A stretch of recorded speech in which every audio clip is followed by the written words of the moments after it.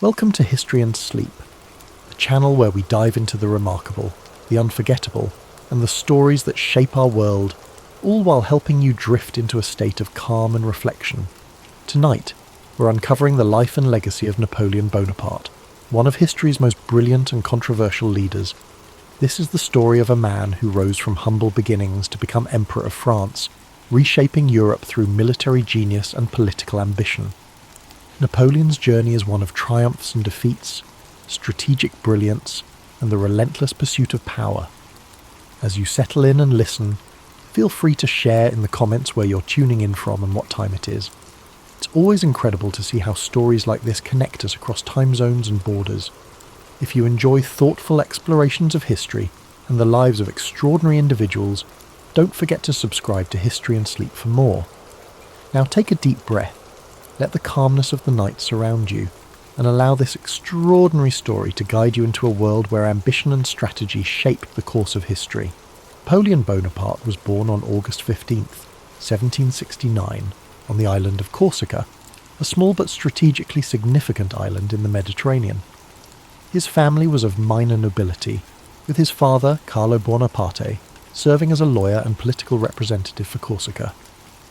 Despite their noble status, the Bonaparte family was not wealthy, and young Napoleon grew up in a modest household. Napoleon's childhood was shaped by the unique blend of Corsican pride and French influence that surrounded him. Corsica had been acquired by France shortly before his birth, and the island's culture reflected a mix of independence and French authority. From an early age, Napoleon displayed a keen intellect and a fiery determination. He excelled in his studies, particularly in mathematics and history, which would later serve him well in his military career. At the age of 9, Napoleon left Corsica to attend school in mainland France. His father had secured a scholarship for him to study at a prestigious military academy, where he trained to become an artillery officer. This period of his life was not without challenges. As a Corsican in a French institution, Napoleon often faced discrimination from his peers, yet he remained focused on his goals, using his intelligence and discipline to rise above the prejudice. Napoleon graduated from the École Militaire in Paris at the age of 16, becoming a second lieutenant in the French army. He began his career at a time of great upheaval. The French Revolution was transforming the nation, dismantling the old monarchy and reshaping France into a republic. For Napoleon, this period of political and social turmoil presented both challenges and opportunities. During the Revolution, Napoleon's strategic brilliance began to emerge. His first major success came during the Siege of Toulon in 1793. As a young officer, he devised a bold plan to capture the city, which was held by royalist forces supported by the British. His strategy was a resounding success, earning him recognition and promotion. Napoleon's star was rising, and his ability to combine tactical innovation with decisive action became his hallmark. In 1796, Napoleon was given command of the French army of Italy. This was his first significant leadership role, and he wasted no time in proving his abilities. Despite being outnumbered and poorly equipped, Napoleon led his troops to a series of stunning victories against Austrian and Piedmontese forces. His Italian campaign not only solidified his reputation as a military genius, but also brought him wealth and fame. Napoleon's rise to power was meteoric, and by 1799 he had become one of the most influential figures in France. That year, he staged a coup d'état, overthrowing the government and establishing himself as first consul. This marked the beginning of his rule and set the stage for his transformation of France. As ruler, Napoleon implemented sweeping reforms. He reorganized the French government, established the Napoleonic Code, a legal framework that influenced legal systems worldwide, and strengthened the country's finances. He also invested in infrastructure, education and the arts, leaving a lasting legacy on French society. In 1804, Napoleon declared himself Emperor of France. The coronation ceremony was a grand and symbolic event, with Napoleon famously placing the crown on his own head, a gesture that underscored his belief in self-made power. As emperor, Napoleon expanded his ambitions beyond France, embarking on campaigns that would change the map of Europe. The Napoleonic Wars were a series of conflicts that pitted France against a coalition of European powers. These wars showcased Napoleon's strategic brilliance and determination, but they also tested his limits. His victories at battles like Austerlitz and Jena cemented his reputation as one of history's greatest military commanders. However, his campaigns also came at a great cost, both in lives and in resources. One of the most ambitious and ultimately disastrous undertakings of Napoleon's career was the invasion of Russia in 1812. Initially, he achieved some success, but the campaign turned into a nightmare as his army faced harsh winter conditions, dwindling supplies, and fierce resistance from Russian forces. The retreat from Moscow was a devastating blow, marking a turning point in Napoleon's fortunes. Despite setbacks, Napoleon's resilience and charisma kept him in power for a time. However, by 1814, his enemies had formed a powerful coalition, and Paris was captured. Napoleon was forced to abdicate and was exiled to the island of Elba. Yet, even in defeat, his determination remained unshaken. Less than a year later, he escaped from Elba and returned to France, rallying support and reclaiming his position as emperor during what became known as the 100 Days. Napoleon's final chapter unfolded at the Battle of Waterloo in 1815. Facing a coalition led by the Duke of Wellington and the Prussian army, Napoleon fought valiantly but was ultimately defeated. This marked the end of his reign and his dreams of empire. He was exiled once more, this time to the remote island of St. Helena in the South Atlantic. On St. Helena, Napoleon spent the final years of his life in relative isolation. He reflected on his legacy, dictating memoirs that recounted his achievements and offered insights into his thoughts and motivations. He died on May 5, 1821, at the age of 51. While his life ended in exile, his impact on history was indelible. Napoleon's story is one of contrasts, a man of great ambition and intellect who reshaped Europe, yet whose relentless pursuit of power ultimately led to his downfall. His legacy is a reminder of the complexities of leadership and the enduring influence of vision and determination. As you reflect on Napoleon's journey, let the calm rhythm of his story guide you into a state of relaxation. His life, filled with triumphs and challenges, serves as a reminder that greatness often comes with both light and shadow. Imagine the quiet halls of the École Militaire, where a young Napoleon first honed his skills, or the grand boulevards of Paris during his reign. Picture the serene beaches of Corsica, where his journey began, and the windswept shores of St. Helena, where it ended. These images, filled with history and humanity, bring a sense of peace and connection. As the gentle narrative of Napoleon's life carries you further into relaxation, consider the enduring lessons his story offers. His life was a testament to the power of vision, determination, and adaptability. From the shores of Corsica to the grand battlefields of Europe, Napoleon's journey was one of extraordinary highs and profound lows, each moment shaping his legacy and the world around him. Imagine the streets of Paris during the height of Napoleon's rule, bustling with activity as citizens moved through a city transformed by his reforms. The grand architecture, the sounds of carriages, and the whispers of admiration for the leader who had reshaped France into a powerful empire fill the air. Napoleon's vision for his country was ambitious, rooted in the belief that strong leadership and progressive policies could bring unity and prosperity. Napoleon's Napoleonic Code, one of his most enduring achievements, remains a symbol of his commitment to order and justice.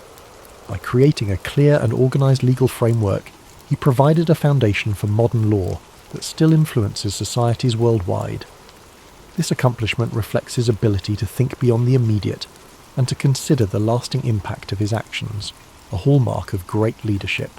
Now, as you drift deeper into rest, picture the vast and open battlefields where Napoleon's strategies unfolded.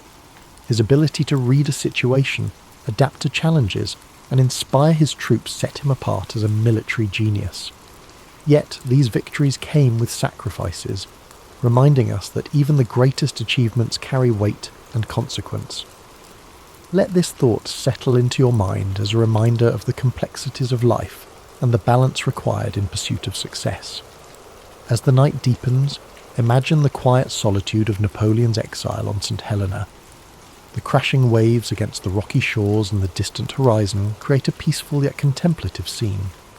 In these final years, Napoleon reflected on his life, his choices, and his impact on the world.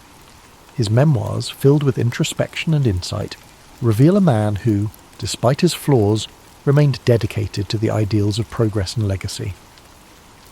Feel the calm and serenity of this moment as you think about Napoleon's resilience.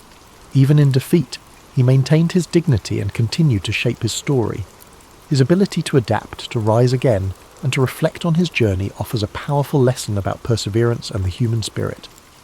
Picture Napoleon's childhood in Corsica, the simplicity of life on the island, and the spark of ambition that drove him to dream of a future beyond its shores. His journey reminds us that greatness often begins with humble beginnings, and that with determination we can overcome the obstacles that stand in our way. As you relax further, imagine the quiet moments Napoleon spent in thought, planning his next move or contemplating the lessons of the past. These moments of reflection, like the ones we take before sleep, are a chance to find clarity and purpose in our lives. Let the story of Napoleon inspire you to approach each challenge with courage and each success with humility.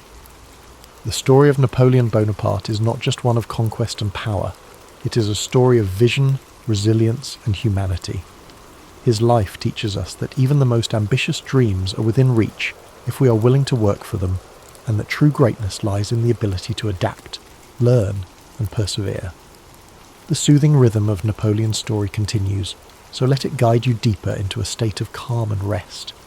His life, with all its triumphs and trials, serves as a reminder of the complexities of leadership and the enduring power of ambition tempered by reflection. Each chapter of his journey holds lessons about perseverance, the importance of vision, and the balance required in any great endeavour. Picture Napoleon in one of his most iconic moments, standing atop a hill overlooking the battlefield at Austerlitz. The early morning fog begins to lift, revealing the vast armies below. His mind is sharp, calculating and focused as he directs his troops with precision and confidence. This scene encapsulates the essence of Napoleon as a leader, decisive, strategic, and unwavering in his belief in victory. Let this image remind you of the power of clarity and focus, qualities that can guide us even in the most challenging situations. Now shift your thoughts to the quieter moments of Napoleon's life, moments spent in introspection and planning. Perhaps he's seated at a desk, surrounded by maps and letters, the flicker of a candle casting a soft glow on his face. These moments of preparation and thoughtfulness were the foundation of his successes, showing that even the most remarkable achievements begin with careful planning and deliberate action. While you relax further, imagine the streets of Paris once more, this time during Napoleon's grand coronation as emperor. The city buzzes with excitement and anticipation, the sounds of trumpets echoing through the air as crowds gather to witness history being made. Napoleon, ever the symbol of self-determination, places the crown upon his own head, a gesture that speaks to his belief in shaping his own destiny. This powerful act reminds us of the importance of taking charge of our lives and pursuing our goals with determination. From the grandeur of Paris to the stark solitude of St. Helena, Napoleon's life was filled with contrasts. His journey teaches us to embrace both the victories and the setbacks, to find strength in our resilience, and to learn from every experience. The quiet reflection of his later years offers a poignant reminder that even in solitude, there is value in contemplating our legacy and the impact we leave behind. Imagine Napoleon walking along the shores of St. Helena, the waves gently lapping at the rocky coastline. The horizon stretches endlessly before him, a symbol of both the limits of his exile and the boundless scope of his influence. In this serene moment, there is a sense of acceptance and peace, a reminder that even the most ambitious lives eventually find stillness. While you drift further into sleep, let the echoes of Napoleon's life guide your dreams. His journey, marked by extraordinary achievements and profound lessons, is a testament to the power of vision, courage, and reflection. His story reminds us that greatness is not measured solely by success, but by the depth of our character and the impact we have on the world around us. As the narrative of Napoleon's life gently lingers, allow yourself to sink even deeper into relaxation. His story, so full of ambition, brilliance, and humanity, is a powerful reminder of the potential that lies within all of us. Napoleon's determination to rise above his circumstances and his willingness to face challenges head-on show us the value of perseverance and the strength that comes from unwavering resolve. The simplicity of Napoleon's early life on Corsica an island of rugged beauty and quiet charm. As a young boy, he roamed the hills, his mind already filled with dreams of greatness. The sound of the sea, the scent of the olive trees, and the warmth of the Corsican sun shaped the foundation of the man he would become. These early days remind us of the power of humble beginnings and how even the most unassuming origins can lead to extraordinary paths. As Napoleon grew into a young man, his move to France marked the beginning of his transformation. At the military academy, he honed his skills, his discipline setting him apart. Despite facing prejudice as a Corsican, he remained focused on his goals, showing a resilience that would define his career. These formative years teach us the importance of persistence and the ability to adapt in the face of adversity. Now let your thoughts drift to the grand halls of the French court during Napoleon's rise to power. Imagine the opulence, the polished marble floors, and the chandeliers casting their light across a room filled with dignitaries and leaders. In this environment, Napoleon's intellect and charisma shone brightly, propelling him to heights few could have imagined. His rise reminds us of the importance of self-belief and the courage to seize opportunities. Even in moments of defeat, Napoleon demonstrated a remarkable ability to reflect and regroup. The exile to Elba could have been the end of his story, but instead he used it as a time to plan his return. His resilience during the 100 Days, when he reclaimed his empire, speaks to his determination to fight for what he believed in, even against overwhelming odds. As you relax further, imagine the quiet dignity of Napoleon's final years on St. Helena. The isolation of the island offered him time to reflect on his life, his choices, and his legacy. The crashing waves and the vast expanse of the ocean became the backdrop to his thoughts. In his solitude, he dictated memoirs that revealed not only his strategic mind, but also his humanity. This chapter of his life reminds us of the value of introspection and the importance of finding peace within ourselves. Feel the calm and stillness of this moment as the story of Napoleon carries you into a deep, peaceful sleep. His life, marked by extraordinary achievements and profound lessons, serves as a reminder that greatness lies not just in what we accomplish, but in how we face the challenges along the way. With the night embracing us, let the echoes of Napoleon's journey fill your dreams. Imagine the vast battlefields, the bustling streets of Paris, and the quiet shores of St. Helena, each scene a testament to the resilience and complexity of his life. His story reminds us that every step of the journey, whether triumphant or challenging, shapes who we are and leaves a legacy that endures. Thank you for joining us on this exploration of Napoleon's remarkable life. May his story inspire you to approach your own path with courage, resilience, and reflection. Sweet dreams, and we look forward to sharing more journeys through history with you at History and Sleep. Rest well, and may your dreams be filled with peace and inspiration. Sleep deeply and soundly until we meet again. Good night.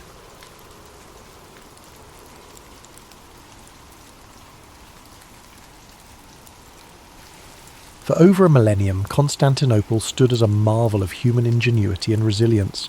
Perched strategically at the crossroads of Europe and Asia, its location made it a hub for trade, culture, and power. The city's imposing walls, originally constructed by Emperor Theodosius II in the 5th century, were considered nearly impregnable.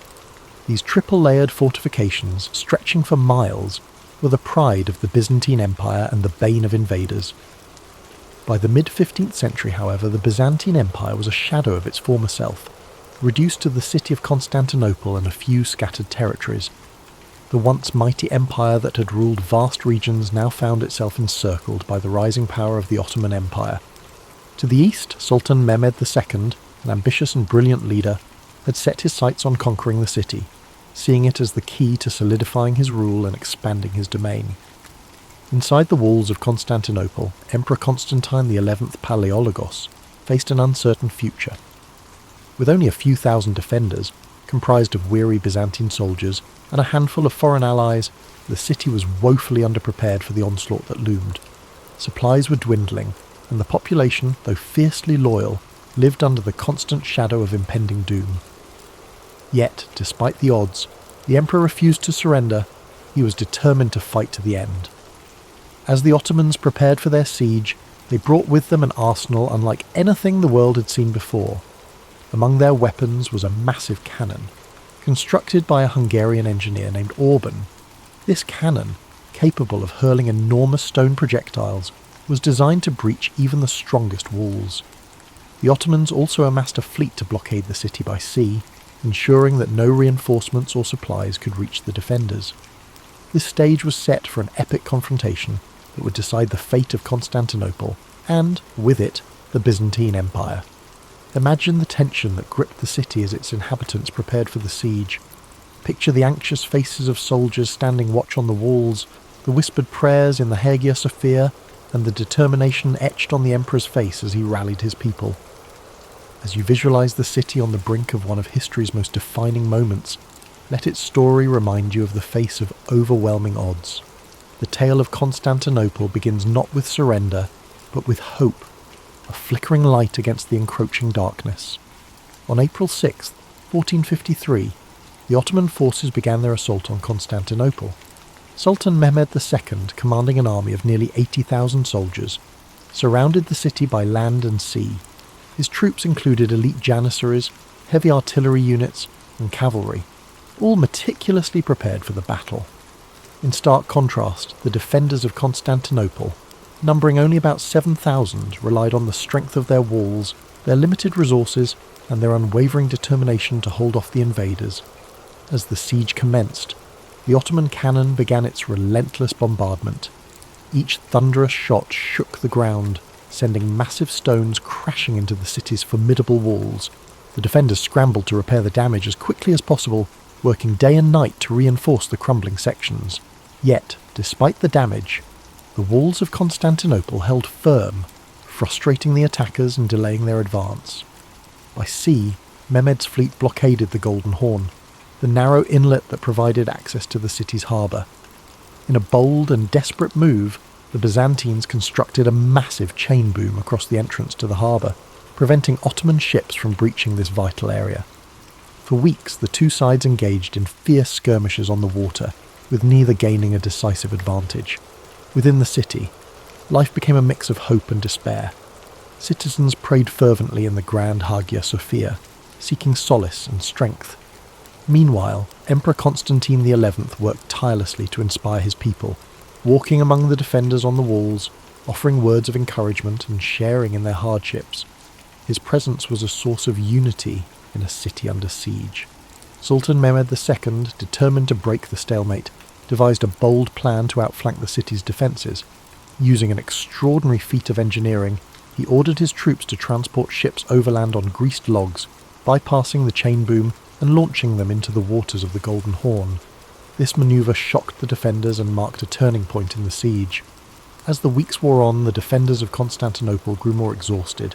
Supplies dwindled, and morale wavered as the walls suffered greater damage, yet they continued to resist, determined to protect their home against all odds. Imagine the long nights spent on the battlements, the glow of torches illuminating weary faces, and the echoes of cannon fire reverberating through the air. The siege was becoming a battle of attrition, with both sides pushing their limits. The city remained a symbol of defiance, even as the odds seemed increasingly insurmountable. The question lingered: how much longer could Constantinople hold out? As April turned to May, the siege of Constantinople escalated into a relentless struggle. The Ottoman bombardment grew fiercer, cannons fired day and night, chipping away at the once mighty Theodosian walls. Dust and debris filled the air, coating the streets and homes of the city. Despite the constant destruction, the defenders worked tirelessly to repair breaches, often under the cover of darkness. Every stone they placed was an act of defiance against the overwhelming forces pressing in around them. Inside the city, the mood shifted between grim determination and quiet fear. Emperor Constantine XI continued to rally his people, addressing soldiers, citizens and priests alike. His words were simple but powerful, reminding them that they were fighting not just for their lives but for their culture, faith and history. Families huddled together in their homes, offering whispered prayers for protection. In the Hagia Sophia, the city's spiritual heart, the clergy led solemn services, their chants echoing in the grand dome chamber. Outside the walls, Sultan Mehmed II adjusted his strategy.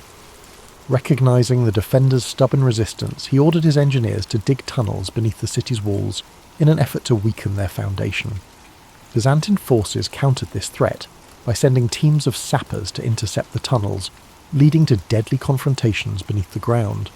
These underground battles, fought in narrow, dimly lit passageways, added another layer of desperation to an already harrowing siege. The Ottomans also intensified their efforts on the Golden Horn. The fleet, now partially inside the harbour thanks to Mehmed's audacious manoeuvre, launched a series of attacks on the Byzantine navy. The defenders fought valiantly, using fire ships and skilled tactics to hold off the superior Ottoman fleet. But their resources were stretched thin, and each victory came at a high cost. The city's residents faced growing hardships. Food supplies dwindled, forcing strict rationing and leading to widespread hunger. The constant noise of the siege, cannon blasts, the clash of swords, and the cries of battle made restful sleep nearly impossible. And yet, the people endured, drawing strength from their shared purpose and their leaders' unyielding resolve. As May progressed, the city's defenders began to realize that relief from the outside was unlikely. The Venetian and Genoese fleets, though sympathetic to the Byzantine cause, were entangled in their own conflicts and slow to act. Constantinople stood alone against the might of the Ottoman Empire. The stage was set for a climactic confrontation. The city was battered but unbroken, its defenders refusing to yield despite the impossible odds. The Ottomans, frustrated by the slow progress of the siege, prepared for an all-out assault to breach the walls and claim their prize. The air was heavy with tension, every moment pregnant with the possibility of triumph or tragedy. As the final days of the siege approached, one could feel the weight of history bearing down on Constantinople. The city's fate hung in the balance, and the world watched, waiting to see how this epic struggle would end. Yet as the cannon blasts faded into the distance and the days turned into long quiet nights, imagine the peaceful stillness settling over the defenders of the city. The weight of the struggle seemed to lift, replaced by a soft calm that allowed weary eyes to rest, even amidst the constant pressure of the siege. Slowly, the heartbeat of the city began to quiet, like a soft lullaby in the air, gently easing the soul into a place of quiet surrender. As you picture these final moments, let the rhythm of the battle fade into the background, replaced by the peaceful embrace of rest. Feel your breath deepen, your body relax, and your thoughts drift like the gentle breeze over the sea. Sleep now as the city too prepares for the quiet of its inevitable change. On May 29th, 1453, after nearly 2 months of relentless bombardment and siege, Sultan Mehmed II ordered his forces to make their final push. The battered walls of Constantinople, once thought impenetrable, could no longer hold against the might of the Ottoman army. As the sun rose on that fateful morning, the air was thick with tension, and the distant rumble of approaching soldiers could be heard over the stillness of the city. The defenders, though exhausted and outnumbered, had one final opportunity to hold the line. Emperor Constantine XI, fully aware of the gravity of the moment, donned his armour and walked once more among his soldiers. His face, normally calm and composed, now carried the weight of his kingdom's fate. The emperor's rallying cry was simple: freedom or death, and he urged his soldiers to fight for their city and for their lives. Meanwhile, on the Ottoman side, Sultan Mehmed II had prepared for this day with meticulous care. His engineers worked tirelessly to breach the walls using battering rams, and his elite Janissary troops positioned themselves to take the city by force. A final, massive cannon barrage rang out across the city as the Ottomans made their move. With each blast, the walls of Constantinople groaned, and the defenders scrambled to repair what they could, but the damage had taken its toll. At the same time, the Ottoman fleet, now fully in position within the Golden Horn, moved to blockade the last remaining escape routes by sea. Constantinople, once a beacon of power and culture, was now a city trapped. Its streets, filled with the sounds of combat, became narrow avenues of despair and defiance. As the battle raged in the city, the defenders fought valiantly, but it was clear that the odds were stacked against them. The walls were crumbling. The artillery had breached a gap large enough for the Ottoman forces to swarm in. The fighting grew fiercer, house by house, street by street, as the city's residents and soldiers tried to push back the invaders, but there were too many Ottomans, and their determination to conquer the city was overwhelming. As the day wore on, the fate of Constantinople was sealed. By afternoon, the Ottomans had broken through the walls, and the city began to fall. Emperor Constantine XI, realizing that the end was near, fought bravely until the very last.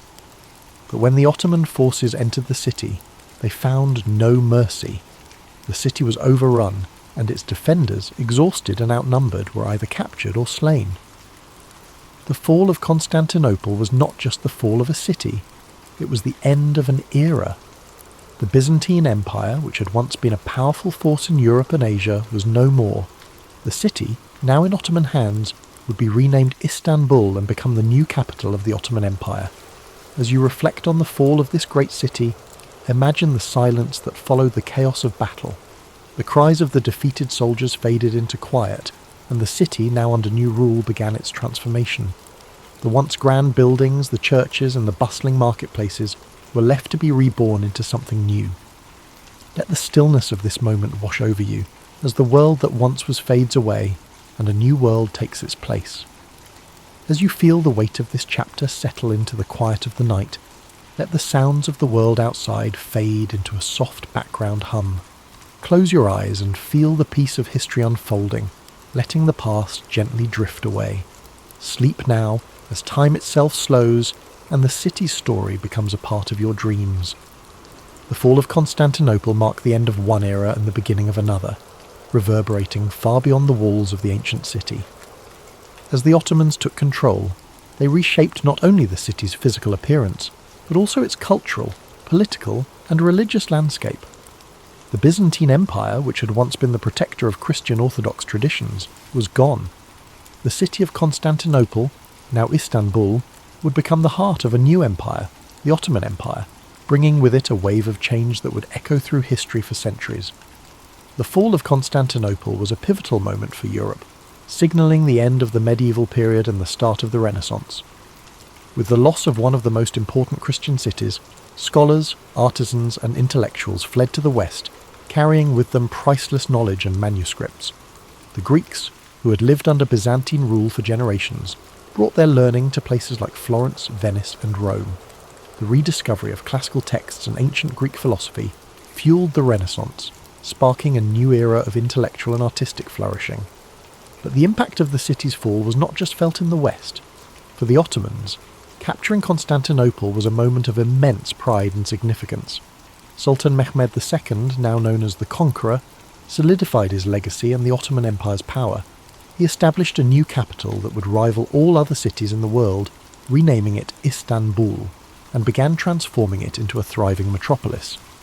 The Hagia Sophia, once a Christian cathedral and a symbol of Byzantine glory, was converted into a mosque, and the city's skyline would be dominated by the grand minarets of Ottoman mosques. The Ottomans also began to expand their empire, pushing further into Europe, Asia, and Africa. Constantinople's fall opened up new trade routes and positioned the Ottomans as the dominant force in the eastern Mediterranean. The city's strategic location between Europe and Asia gave the Ottomans control of crucial land and sea trade routes, further strengthening their empire. In the centuries that followed, the legacy of Constantinople would continue to shape the world. For the East, it became a symbol of Ottoman strength and prosperity. For the West, it served as a reminder of the fragility of empires and the shifting tides of history. The fall of Constantinople was more than just a military victory. It was a symbolic event that signalled the changing balance of power in the world. As you reflect on the long-reaching consequences of this moment in history, imagine how the passing of centuries can transform a city, how the echoes of one era can reverberate into the next. Feel the calmness of time moving forward, each breath slower, as you let the weight of these changes settle into your thoughts. The past is a river, constantly flowing, and Constantinople's fall was but one ripple in the vast current of history. Let this ripple guide you into a peaceful place of reflection, where the weight of time and change lifts, and you feel the peace of quiet understanding. Though the city of Constantinople fell to the Ottomans in 1453, the spirit of its ancient civilization would never be fully extinguished. The echoes of its grandeur, its wisdom, and its role as the crossroads of empires resonated through time. The Byzantines, though defeated, had left an indelible mark on the world. The artifacts, the knowledge, and the stories of their culture continued to influence not only the Ottomans, but the entire world for generations. Even the name Constantinople itself would live on in the hearts of those who revered its history. For the Ottomans, the transformation of the city into Istanbul was more than a conquest. It was a blending of two worlds. The Greek Orthodox and Christian heritage of Constantinople mixed with the Islamic Ottoman culture, creating a rich and diverse society that would flourish for centuries. The city's iconic Hagia Sophia, once a Christian church, stood as a testament to this blending, a symbol of the city's enduring beauty and the confluence of different faiths, traditions and ideas. Over time, Istanbul would become a global hub for art, science and trade, fostering an environment where diverse cultures and ideas could meet. Scholars, artists and merchants from all corners of the world passed through the city, contributing to its ongoing legacy as a place of knowledge and exchange. As you reflect on the lasting impact of Constantinople, imagine how the quiet passage of time can allow a city's legacy to endure long after its walls have crumbled. The stories of Constantinople's rise, its cultural riches, and its eventual fall are woven into the fabric of history. And just as the city evolved, so did the stories of the people who lived there, stories that still inspire awe and contemplation today. Now, as the quiet night settles in, let yourself be carried away by the soft waves of time. The distant sounds of the past are now mere whispers in the night, fading into a calm silence. The story of Constantinople, its rise and fall, and its everlasting influence now rests softly in the back of your mind. Allow this story to guide you into a deep and peaceful rest, where the weight of history lifts and only the soothing silence remains.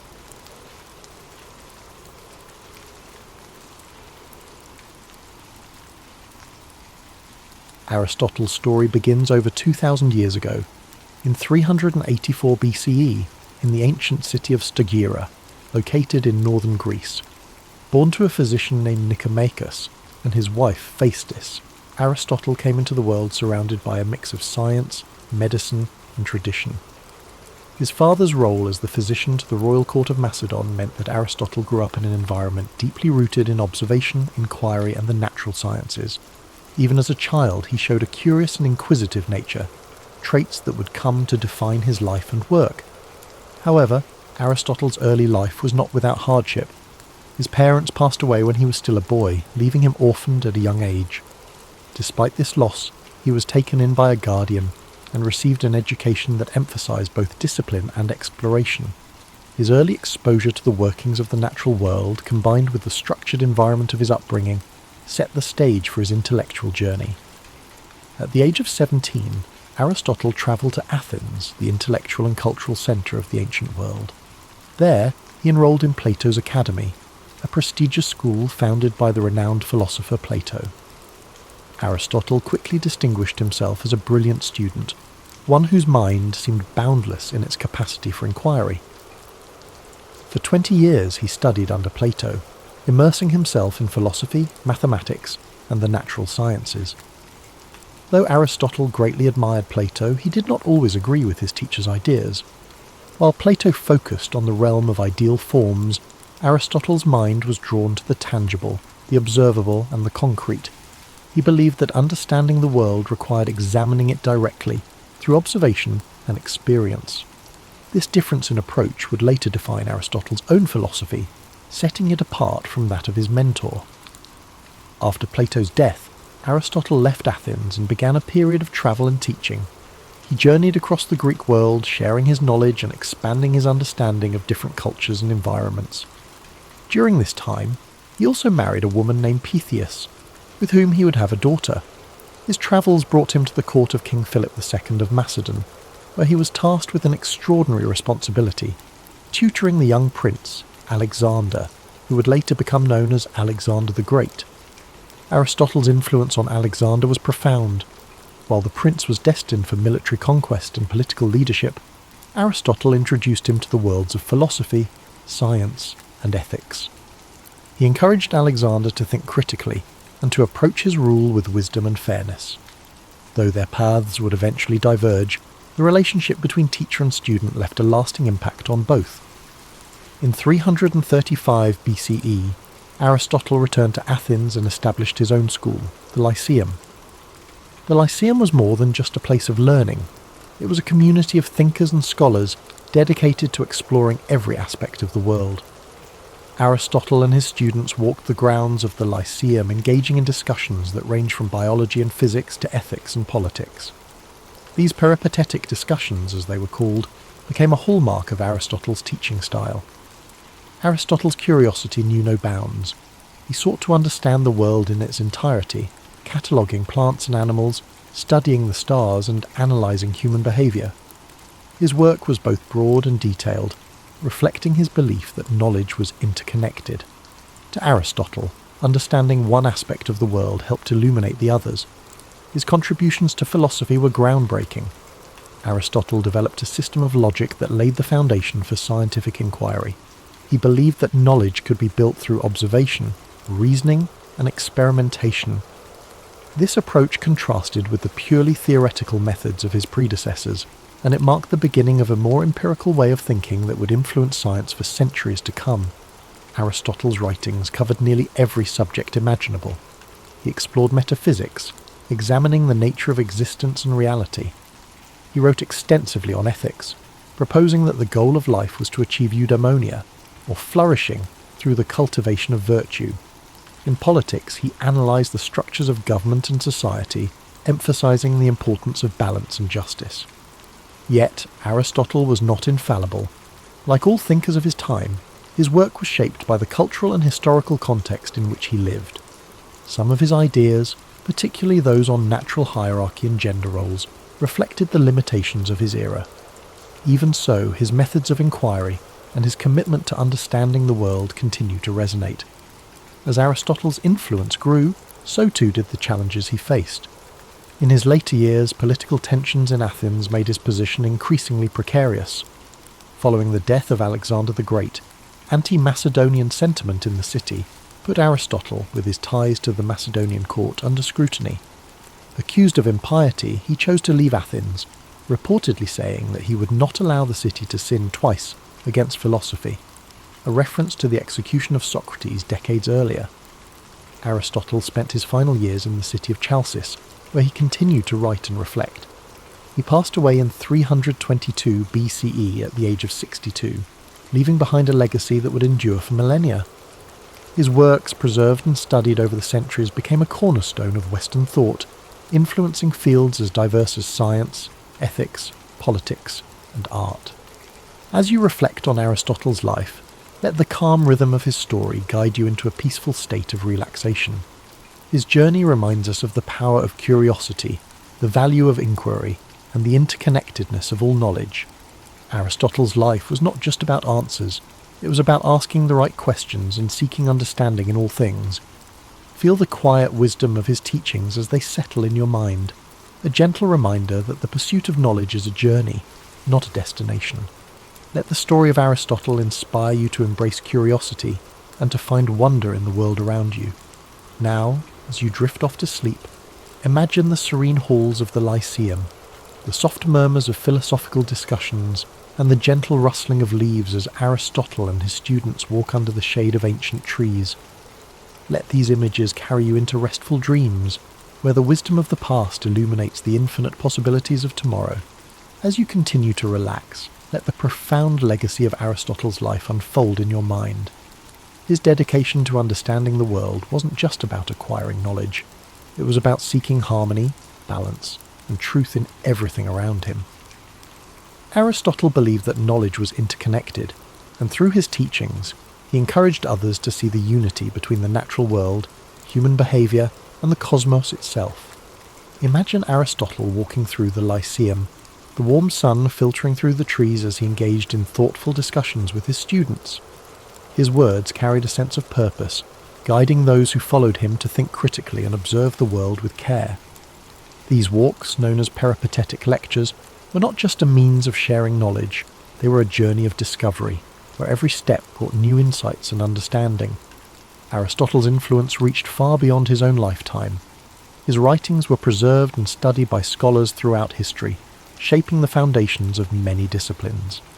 In the Middle Ages, his works became central to both Islamic and European philosophy, earning him the title of the philosopher among medieval scholars. His contributions to logic, ethics, and the natural sciences provided a framework for future thinkers, from Thomas Aquinas to Galileo Galilei. In the realm of ethics, Aristotle's concept of virtue remains timeless. He believed that the key to a fulfilling life was finding the balance between extremes, a concept he called the golden mean. For Aristotle, courage lay between recklessness and cowardice, generosity between stinginess and extravagance. This philosophy of moderation offers a calming and thoughtful perspective, reminding us that harmony often lies in balance. As you reflect on these teachings, let their wisdom bring a sense of calm and clarity. The idea that life's challenges can be approached with balance and thoughtfulness is a comforting reminder that, even in times of uncertainty, there is a path forward that brings peace and understanding. Aristotle's work on the natural sciences was equally revolutionary. He believed that observation and experience were the keys to understanding the world. He meticulously studied plants, animals, and celestial phenomena, striving to uncover the principles that governed their existence. His efforts to categorize and explain the natural world laid the groundwork for modern scientific inquiry, inspiring countless generations of researchers to follow in his footsteps. Picture Aristotle seated in quiet contemplation, surrounded by scrolls and diagrams, his mind alight with questions about the universe. The gentle hum of the world around him, the rustling of leaves and the distant chirping of birds served as the backdrop to his endless curiosity.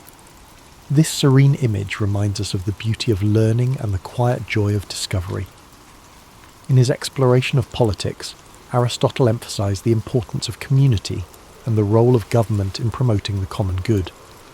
He studied different forms of governance, analyzing their strengths and weaknesses. His belief that humans are political animals underscores our innate desire for connection and cooperation. Aristotle's insights into the nature of society encourage us to think deeply about the ways we interact with one another and the systems we create to support our collective well-being. As the rain falls gently outside your window, imagine the ancient world Aristotle inhabited, a world filled with wonder, where the mysteries of existence invited exploration and understanding. Let his story remind you that curiosity is a gift, one that opens the door to endless possibilities. Now, as you drift deeper into relaxation, picture the stars shining above the Lyceum, their light guiding Aristotle and his students as they pondered the mysteries of life. The gentle rhythm of their footsteps, the soft murmur of their voices, and the stillness of the night create a peaceful atmosphere, one that invites you to find rest and serenity in your own journey. Aristotle's life was a testament to the power of inquiry, the joy of discovery, and the interconnectedness of all things. His teachings remind us that knowledge is not just about understanding the world, it's about finding our place within it and striving to live in harmony with ourselves and others. Let the quiet wisdom of Aristotle's journey settle into your thoughts as you rest. His legacy is not just one of intellectual brilliance, but of a life deeply dedicated to understanding the beauty and complexity of existence. Aristotle saw the world not as a collection of separate pieces, but as an intricate tapestry, where each thread is connected to the others in profound and meaningful ways. Imagine the calm serenity of ancient Greece, the golden sunlight cascading over the white stone columns of the Lyceum as Aristotle strolled its pathways, surrounded by students eager to learn. They debated, questioned, and explored every aspect of life, from the nature of the stars above to the behaviour of the animals in the fields nearby. Their conversations were filled with curiosity and wonder, a reflection of Aristotle's belief that every question, no matter how simple or complex, was worth pursuing. Aristotle's ability to bridge different disciplines was one of his greatest strengths. He saw no boundary between science and philosophy, ethics and politics, or art and nature. To him, everything was interconnected, part of a greater whole that deserved to be studied and understood. This holistic view of the world is a reminder of the beauty that lies in seeing the bigger picture, in understanding that each small piece contributes to something far greater than itself. As you drift further into relaxation, let the harmony of Aristotle's teachings bring you peace. His philosophy of balance and moderation encourages us to find calm in the chaos, to seek the middle ground where we can flourish. The idea of the golden mean is not just a guide for making choices, It is an invitation to live with grace and intention, to approach life with a steady and thoughtful heart. Picture Aristotle at his desk, surrounded by scrolls and notes, the flickering light of a lantern illuminating his work. The quiet hum of the night provides the perfect backdrop for his thoughts, as he meticulously records his observations and ideas. Each stroke of his pen represents a step forward in humanity's understanding of the world. This image is a reminder that even the grandest achievements begin with quiet moments of reflection and dedication. Aristotle's life was also a testament to resilience. Despite the challenges he faced, from personal loss to political exile, he never stopped asking questions, never stopped seeking to understand. His commitment to learning and teaching, even in the face of adversity, is a powerful reminder that knowledge and curiosity are forces that can overcome even the greatest obstacles. Now, as you relax and prepare to drift into sleep, imagine the gentle sound of waves lapping against the shores of ancient Greece, the rhythmic flow of the sea echoing the timeless nature of Aristotle's wisdom. His story reminds us that the search for knowledge is an endless journey, one that brings us closer not only to the world around us, but also to ourselves. Let your breathing slow as you picture the peaceful gardens of the Lyceum, where Aristotle's students gathered to learn and grow. The rustling of leaves in the wind and the soft murmur of philosophical discussions create a tranquil atmosphere, one that invites you to rest and reflect. As the calm of the night surrounds you, let the echoes of Aristotle's wisdom carry you further into a restful state.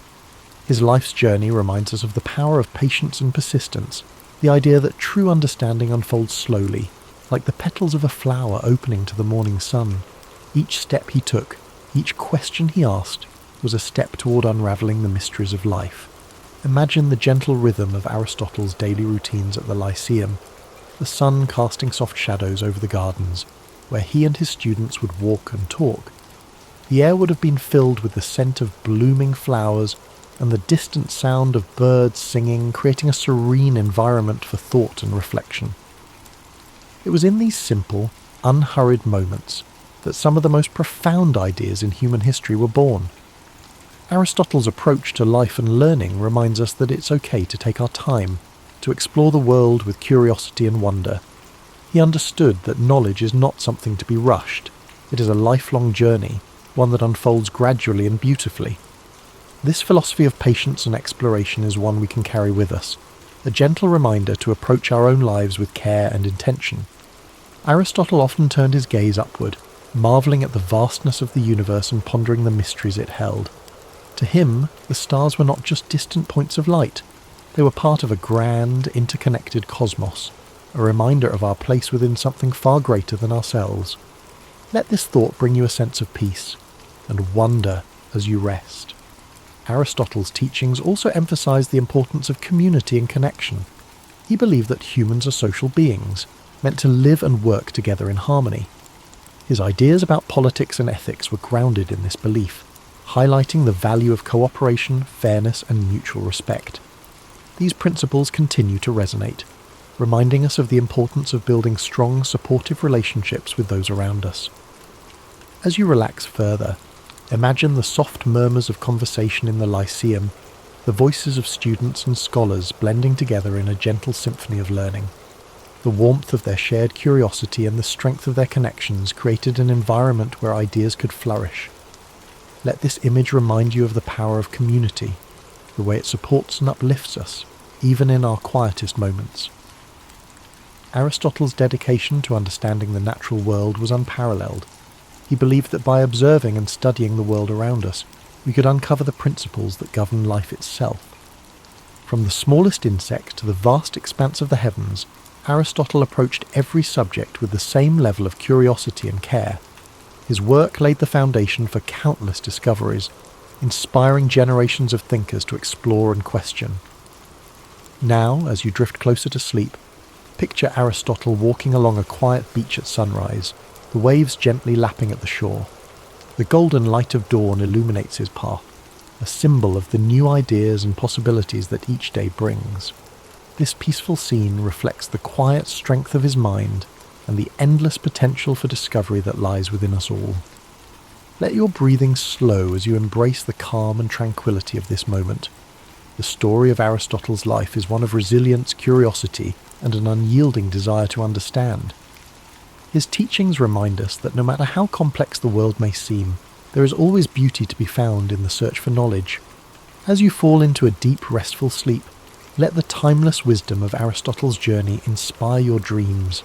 Imagine the serenity of the Lyceum, the warmth of shared ideas, and the quiet joy of exploring the mysteries of life. Thank you for spending this time with us at History and Sleep. May your dreams be peaceful and filled with wonder. Sweet dreams, and we look forward to seeing you again soon.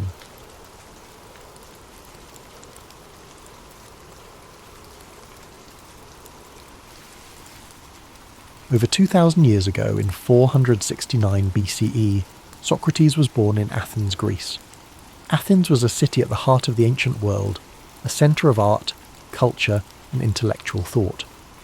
Socrates' early life, however, was modest. His father, Sophroniscus, was a stonemason, and his mother, Phaenorete, was a midwife. From these humble beginnings, Socrates would grow to become one of the most profound thinkers in human history.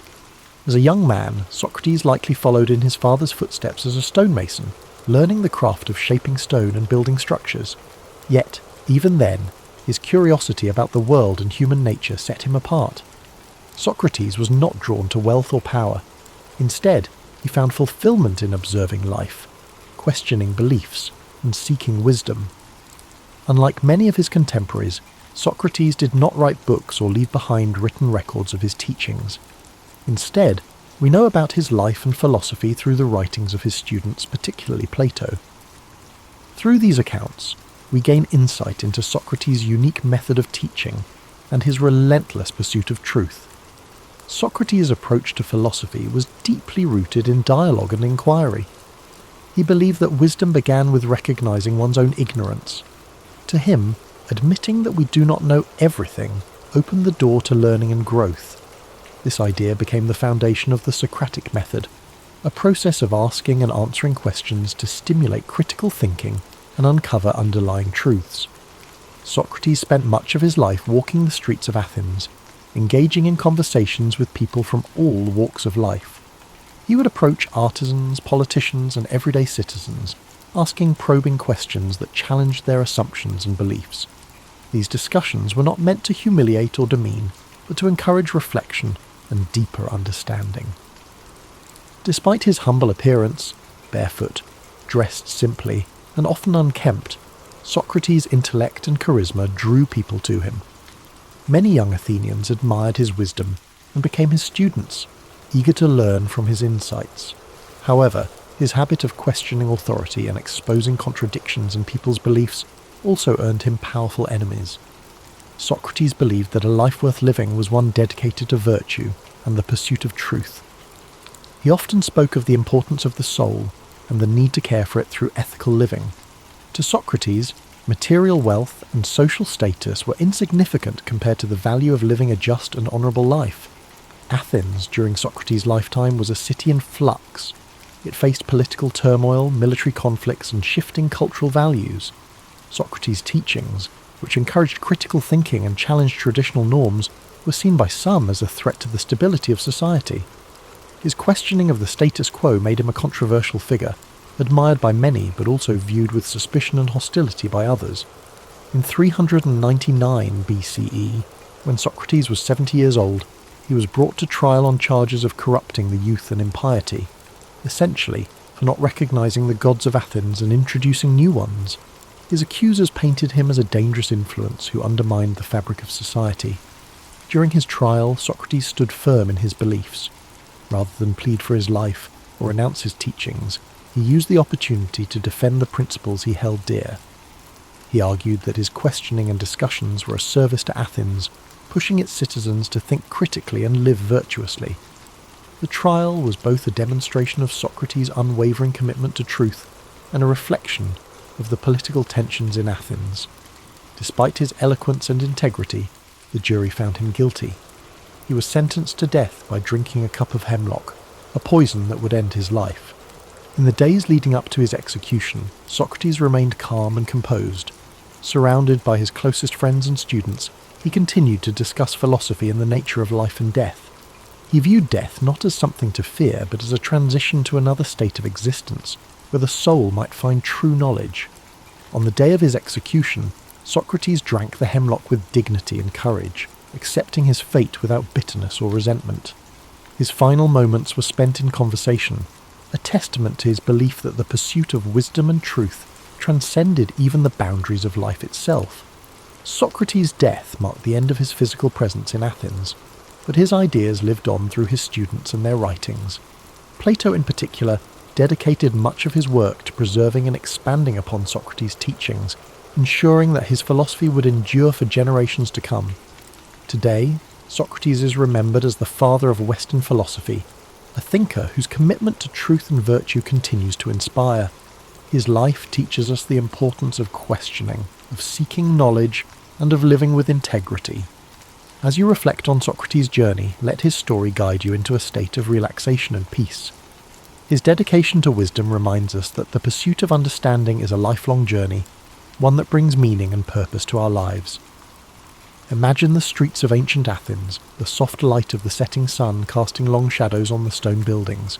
Hear the murmur of conversations as Socrates walks among the people, his questions sparking thought and introspection. Let this image fill your mind with a sense of calm and wonder. As you drift into sleep, let the wisdom of Socrates' life inspire your dreams.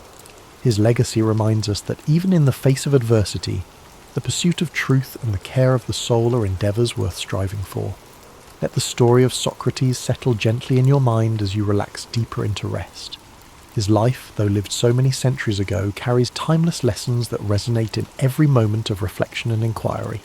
Socrates reminds us that the simplest question can lead to the most profound discoveries, and that truth, even when difficult, is worth pursuing. Picture Socrates standing in the agora, the bustling marketplace of Athens. The air hums with activity, merchants calling out their wares, philosophers debating ideas, and citizens discussing the affairs of the city. Amid this lively scene, Socrates stands calmly, engaging those around him with his thoughtful questions. His unassuming presence and sharp intellect captivate those who stop to listen, drawing them into conversations that challenge their deepest beliefs. As the sun sets over Athens, the city quiets, and Socrates continues his discussions under the glow of oil lamps. The stars above twinkle faintly, a reminder of the vast universe beyond, as his voice carries the gentle rhythm of inquiry and understanding. Socrates believed that philosophy was not just an intellectual pursuit, but a way of life, a commitment to questioning, learning, and living with integrity. Imagine his students gathered around him, their faces illuminated by the soft light as they listen intently. Among them are young minds who would carry his teachings forward, shaping the future of philosophy and ensuring that his legacy would endure. The scene is serene, filled with the quiet joy of shared knowledge and the timeless beauty of human connection. Socrates' belief in the power of dialogue teaches us the importance of listening as well as questioning. In a world often filled with noise and haste, his approach encourages us to slow down, to reflect, and to seek clarity in our thoughts and interactions. His humility, his willingness to admit his own ignorance, and his tireless pursuit of understanding are qualities that inspire us to approach life with openness and curiosity. Now, as you drift closer to sleep, picture Socrates walking along the quiet shores of ancient Greece, the waves gently lapping at the sand. The moon casts a silver light over the sea, and the cool breeze carries the scent of salt and earth. Socrates walks slowly, his thoughts as calm and steady as the rhythm of the waves. In this peaceful moment, his dedication to truth and wisdom feels as vast and eternal as the ocean itself. Feel the serenity of this image envelop you as you rest. Socrates' life reminds us that even in moments of uncertainty, the search for meaning and understanding brings us closer to the essence of who we are. His courage to stand by his principles, even in the face of great adversity, is a gentle reminder to live with integrity and purpose. As you relax further, imagine the soft sound of sandals on stone as Socrates ascends the steps of a temple, the sky painted with the warm hues of dawn. The first rays of sunlight illuminate the ancient city, a symbol of renewal and the endless possibilities that come with each new day. Let this image fill you with a sense of hope and calm. a quiet reassurance that the pursuit of truth is always worth the effort. As you drift into a deep and restful sleep, carry with you the wisdom and spirit of Socrates. His life teaches us that even the simplest questions can open the door to profound insights, and that the search for understanding is a journey without end. As the gentle rhythm of Socrates' life story echoes in your mind, allow yourself to relax even further. His life, dedicated to the pursuit of wisdom and the betterment of the human soul, is a profound reminder that every question we ask is a step toward understanding the world and ourselves. Socrates believed that knowledge was not about having answers, but about the courage to ask and to seek. Picture the calm stillness of ancient Athens at night, the soft glow of lanterns lining narrow streets. Socrates, with his simple cloak draped over his shoulders, moves quietly among the people, his presence as humble as it is impactful. Each conversation he sparks is a journey into thought, a reminder to those around him that wisdom begins with wonder. Socrates' approach to life was marked by an unshakable commitment to virtue. He often spoke of the importance of living a life in harmony with one's values, of aligning actions with principles. To him, the care of the soul was the highest purpose, far more important than wealth, fame, or material success. This philosophy reminds us that true fulfillment comes not from external achievements, but from inner growth and ethical living. As you rest, let the wisdom of this teaching soothe your thoughts. The idea that our choices shape not just our lives, but the essence of who we are, encourages us to approach each moment with intention and care. Socrates' belief in the transformative power of self-reflection invites us to look inward, to nurture our inner lives with the same dedication and compassion we offer to others. Now imagine the gentle breeze of a spring morning in ancient Greece, the hills around Athens bathed in golden light. Socrates walks with his students along a quiet path, the sounds of birdsong and rustling leaves creating a peaceful symphony. Their conversation flows naturally, filled with questions and ideas that challenge and inspire. This idyllic scene captures the essence of Socrates' philosophy, a life lived in connection with nature, community, and the endless pursuit of knowledge. As you drift deeper into relaxation, think of Socrates' courage in facing the end of his life.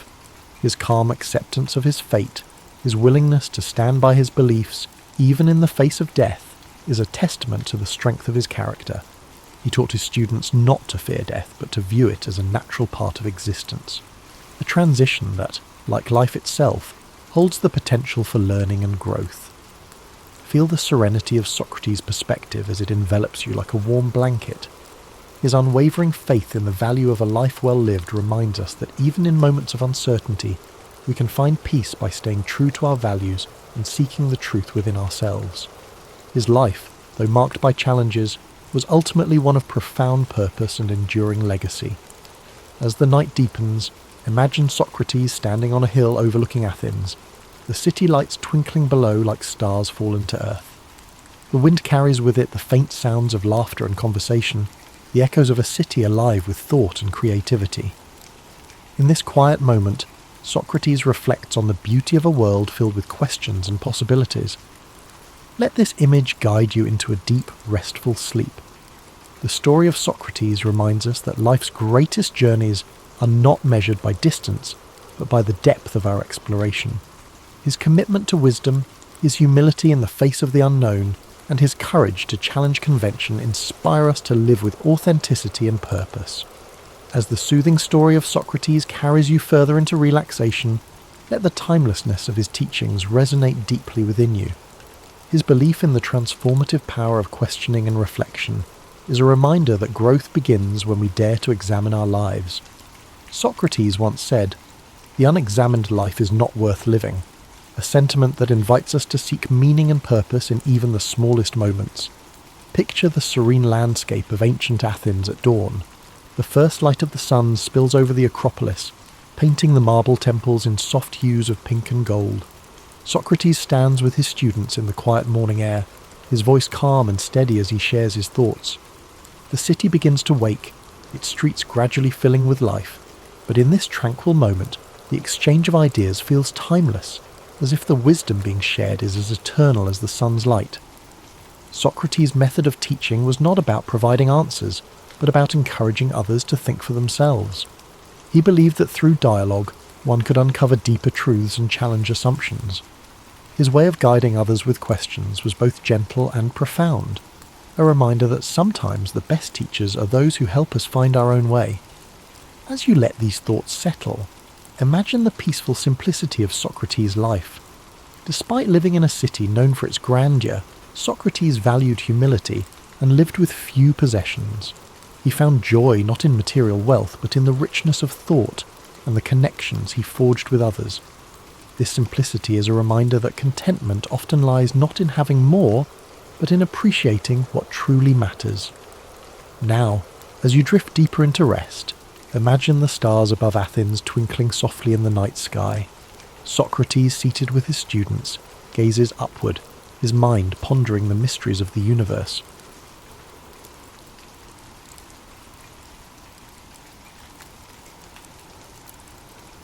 Born on January 4th, 1643, in Woolsthorpe, Lincolnshire, England, Isaac Newton arrived into the world during a time of great upheaval. The English Civil War was in full swing, and the country was caught between monarchies, republics, and revolution. But Newton's arrival wasn't anything extraordinary. He was born prematurely and was so small and fragile that his mother reportedly said he could have fit inside a small mug. In fact, it's said that Newton was not expected to survive his early days, yet he defied those odds, growing up to become one of the most influential figures in science and mathematics. As a child, Newton's family life was complicated. His father, also named Isaac Newton, passed away 3 months before he was born, leaving his mother, Hannah A. Scow, to raise him alone.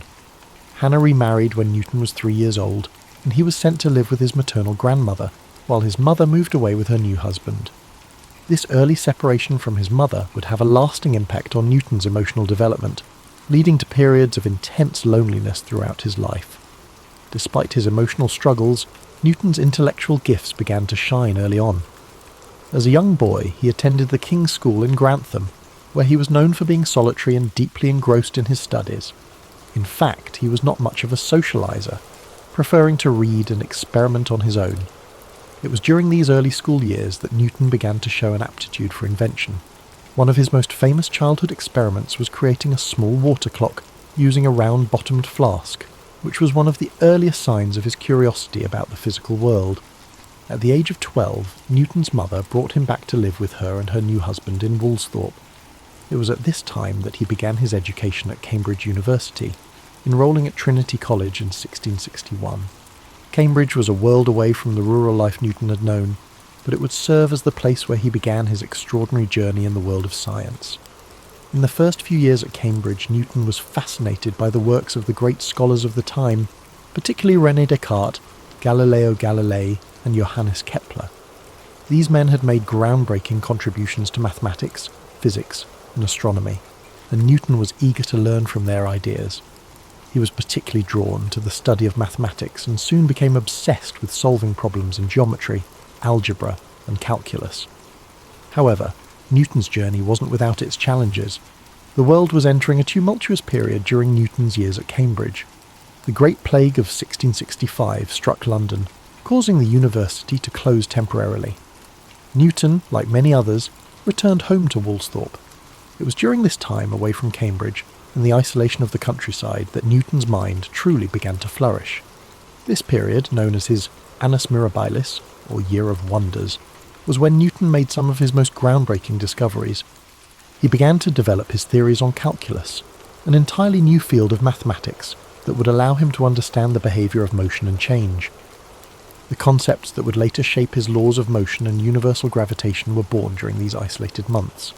He also worked on optics, conducting experiments with light and prisms, leading to his discovery that white light could be split into the colours of the rainbow. But perhaps the most famous story from this period is the one about the falling apple. According to legend, Newton was sitting in his garden in Woolsthorpe when he saw an apple fall from a tree. This simple observation sparked a profound question in his mind. Why did the apple fall straight down, rather than sideways or in some other direction? This moment of curiosity would lead him to formulate his law of universal gravitation, which states that every mass attracts every other mass in the universe with a force proportional to the product of their masses and inversely proportional to the square of the distance between them. Returning to Cambridge in 1667, Newton's reputation as a mathematician and physicist began to grow. He soon became a fellow at Trinity College, and over the next several years he began to refine his ideas. In 1687, he published his groundbreaking work, Philosophia Naturalis Principia Mathematica, or simply the Principia. In this book, Newton introduced his 3 laws of motion and the law of universal gravitation. These laws laid the foundation for classical mechanics and transformed the understanding of how the universe works. Newton's first law, often referred to as the law of inertia, states that an object at rest will stay at rest, and an object in motion will stay in motion unless acted upon by an external force. His second law relates the force applied to an object to its mass and acceleration, essentially stating that force equals mass times acceleration, F equals ma. Finally, his third law states that for every action, there is an equal and opposite reaction, a principle that underpins everything from rocket launches to the way we walk. But Newton's work wasn't limited to physics. He was also a brilliant astronomer, and his discoveries in this field changed the way humanity understood the cosmos. Newton's work on gravity not only explained why apples fall, but also explained the motions of celestial bodies. He demonstrated that the same force of gravity that caused an apple to fall to the ground also governed the movements of the planets, moons, and even comets in the sky. This insight would influence the work of astronomers for centuries, most notably Albert Einstein, who built upon Newton's theories with his own theory of relativity. Despite his successes, Newton's personality and life were marked by intense rivalry, particularly with fellow scientist Robert Hooke. The two men clashed over several issues, including the nature of light and the development of calculus. In fact, Newton and Leibniz, a German mathematician, are both credited with independently developing calculus, and the dispute over who invented it first would dominate much of Newton's later life. Newton also faced personal struggles that overshadowed his professional achievements. He was known for his solitary and obsessive nature, often working for days on end without rest, sometimes even forgetting to eat or sleep. He had few close relationships, and his social interactions were limited. He also struggled with periods of paranoia, especially concerning his rivals. Despite all his success, it's said that Newton didn't feel truly content in his later years. As he aged, Newton also grew increasingly involved in the administrative aspects of science. He served as the president of the Royal Society and was a member of Parliament for a time, though he rarely spoke during his time in government. In his final years, Newton turned his attention to alchemy and religious studies, subjects that are less well known but were still important to him. He wrote extensively on biblical chronology and alchemical theories, though these writings were largely unpublished during his lifetime. Isaac Newton died on March 31, 1727, at the age of 84. He was buried in Westminster Abbey, a fitting tribute to a man whose work had fundamentally shaped the world. His tomb, inscribed with a Latin epitaph, honours the incredible mind that unlocked the secrets of the universe. Newton's legacy endures to this day, not only in the fields of mathematics and physics, but also in the very way we understand the natural world. The laws he formulated are still used to this day in everything from engineering to space exploration. His work laid the foundation for much of modern science, and his name has become synonymous with genius. As we reflect on Newton's life, it's clear that his work didn't just influence his own time, but it has rippled through history, shaping the way we understand the universe. But Newton's legacy wasn't built in a vacuum. His ideas were, in part, shaped by the scientific revolution that was unfolding during his lifetime. His works on calculus, light, and gravity weren't just products of his brilliance, but also of a changing world eager for new ways of thinking. In fact, Newton's time at Cambridge was also a time of profound intellectual transformation. The scientific revolution, which had been set in motion by figures like Copernicus, Galileo, and Kepler, was gathering speed. These thinkers had dared to challenge long-held beliefs about the universe, shifting the focus from a geocentric model, where the Earth was the centre of everything, to a heliocentric one, where the Sun was at the centre of the universe. It was within this context that Newton's work on gravity and the laws of motion became revolutionary. He unified the heavens and the earth under one set of physical laws. Newton's ability to integrate ideas from multiple disciplines, mathematics, physics, and astronomy, was a key element of his genius. But beyond his academic work, Newton's intense focus on his studies meant that he led a life of relative isolation. He never married and had very few close personal relationships. Some say he was a man of great emotional depth, but that his intellectual pursuits often overshadowed his ability to connect with others on a more personal level. It's also worth noting that Newton's work wasn't always received with open arms. His ideas, especially his theories about light and colour, were met with scepticism by some of his contemporaries. Notably, Robert Hooke, an English scientist, became one of Newton's fiercest critics.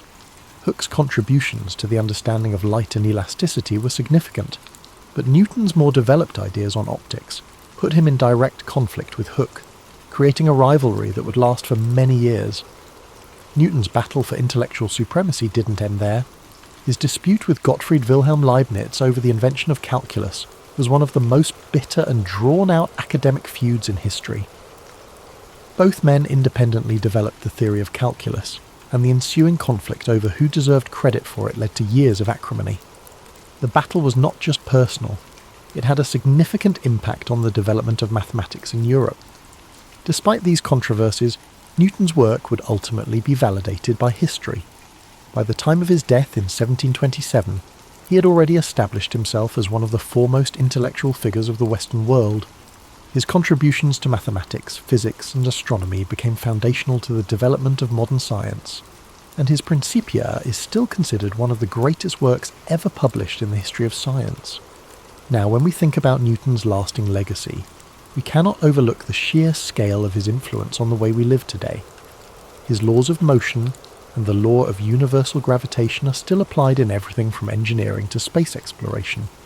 The space missions that carry astronauts and satellites into orbit rely heavily on Newton's work. The trajectory calculations used to send spacecraft to distant planets, such as the Mars rovers, are based on his principles. His equations have been the bedrock upon which countless scientific advancements have been built. And even though Newton's theories on gravity have been refined and expanded upon by later scientists, such as Albert Einstein with his theory of general relativity, the core ideas about the forces that govern motion and the behaviour of celestial bodies are still grounded in Newtonian mechanics. In a sense, Newton's work provides the framework within which later theories are tested and developed. In addition to his scientific contributions, Newton's influence extended into philosophy, religion, and even the political sphere. As president of the Royal Society, he played a significant role in shaping the direction of scientific research in England. Newton's work helped elevate science to a position of great prestige, laying the groundwork for the Enlightenment, a period in history marked by an emphasis on reason, logic, and scientific inquiry. But despite his global fame, Newton remained a man of contradictions. He was intensely private and could be quite bitter towards those who challenged his ideas. He was known to be secretive, often withholding his work until he felt it was perfect, and sometimes even to the point of being paranoid about rivals.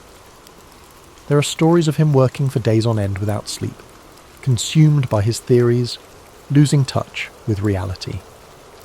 This obsessive nature also manifested in his work on alchemy and biblical chronology, fields which seem unrelated to his scientific work but were important to him nonetheless. His pursuit of alchemy, for instance, is one of the lesser-known aspects of his life. Alchemy, an ancient practice that combined elements of chemistry, metallurgy, and mystical thought, was a passion of Newton's. He wrote hundreds of thousands of words on the subject, but his alchemical works remained largely unpublished during his lifetime. It's said that he viewed the pursuit of alchemy as a way to unlock deeper truths about the universe, but this side of his personality was overshadowed by his more well-known scientific work. In the realm of religion, Newton spent considerable time studying the Bible, attempting to decode its messages and understand the natural world through a spiritual lens. While many of his contemporaries were devoutly religious, Newton's religious views were a mix of traditional Christianity and personal, unorthodox beliefs. He believed that the natural world was a reflection of God's design, and that studying the laws of nature was a way to understand the divine order of the universe. Newton's later years were marked by a mixture of public service and intense personal reflection. After spending much of his life in academia, Newton was appointed Warden of the Royal Mint in 1696, where he was tasked with reforming England's coinage system. His work in this role was diligent and successful, and he eventually became master of the mint, overseeing the minting of all the country's coins. This role added a new layer to Newton's legacy, proving that his skills extended beyond the academic world into the practical affairs of state. When Isaac Newton passed away in 1727, he left behind a legacy that would change the world forever. He had transformed our understanding of the physical universe and set the stage for centuries of scientific progress. His discoveries continue to be celebrated and studied to this day, with his laws of motion and universal gravitation forming the backbone of much of modern physics and engineering. Today, we remember Newton not just as a scientist, but as a symbol of human curiosity and determination. He was a man who sought to understand the fundamental laws of nature, and in doing so, changed the way humanity sees the world. His story is a reminder that one person, no matter how humble their beginnings, can leave an indelible mark on history. As we draw this exploration of Isaac Newton's life to a close, it's important to reflect on the profound impact he has had on the world we live in today. Though centuries have passed since his death, his contributions continue to shape our understanding of the universe. One of the most remarkable aspects of Newton's legacy is how his theories laid the groundwork for much of modern science. His laws of motion, for example, are still foundational to fields like engineering, aerospace, and robotics. Every time a rocket is launched into space, scientists and engineers rely on Newton's understanding of forces and motion to chart its course. His ideas allow us to send satellites to orbit, predict the trajectory of asteroids, and calculate the velocity of objects moving at incredible speeds. Without his work, our modern technological advancements, especially in fields like space exploration, would not have been possible. Even beyond physics, Newton's influence extends to a variety of other disciplines. His work in mathematics led to the development of calculus, a tool that's now used in everything from economics to medicine. Calculus is indispensable in understanding rates of change, making it essential in fields like biology, chemistry, and even social sciences. It's amazing to think that these equations, developed over 3 centuries ago, are still used by scientists, mathematicians, and economists to solve real-world problems. Newton's discoveries about light and optics too paved the way for our modern understanding of vision, colour, and even the development of technologies like telescopes and microscopes. His experiments with prisms demonstrated that light is made up of different colours, fundamentally changing our approach to the study of light waves. His theories on optics played a key role in the development of modern physics, and they still inform cutting-edge research in areas like quantum mechanics and wave theory. But Newton's influence isn't confined to the realm of science and mathematics. His work in establishing a more rigorous, methodical approach to inquiry laid the foundations for the scientific method we rely on today. The idea that the universe operates according to predictable, natural laws that can be understood through observation, experimentation, and reasoning is something we take for granted now, but it was revolutionary in Newton's time. We can also see Newton's impact in the way we approach intellectual problems. His relentless drive to solve complex questions, his commitment to challenging the status quo, and his deep curiosity about the world around him have inspired countless individuals throughout history.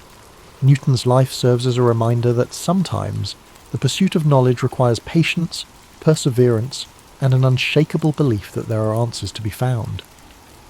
Yet, for all of his groundbreaking discoveries, Newton's life was far from perfect.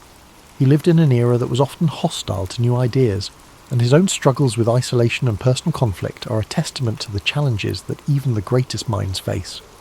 Newton was deeply introspective, sometimes to the point of obsession. He had a tendency to push people away, focusing all his energy on his work, which left him with few close relationships. Even in his personal life, Newton found that achieving greatness often came at the cost of emotional fulfillment.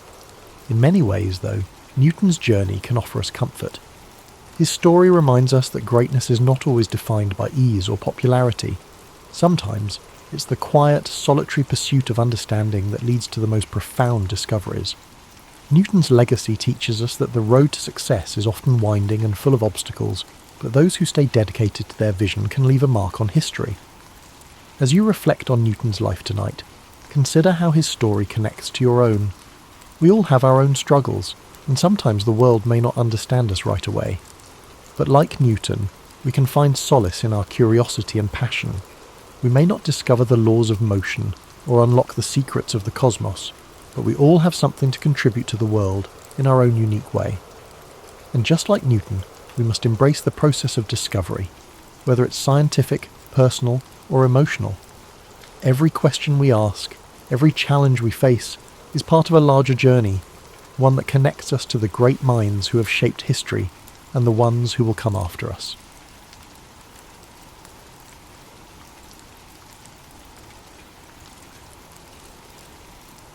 The early 17th century, a time when Europe was a patchwork of kingdoms, principalities, and religious divides. At the heart of this patchwork lay the Holy Roman Empire, a vast and fragmented realm that stretched across much of Central Europe. For centuries, tensions simmered beneath the surface, as Catholic and Protestant states vied for power, influence, and the right to practice their faith freely. The spark that ignited this long and devastating conflict came in the form of a defiant act in the city of Prague.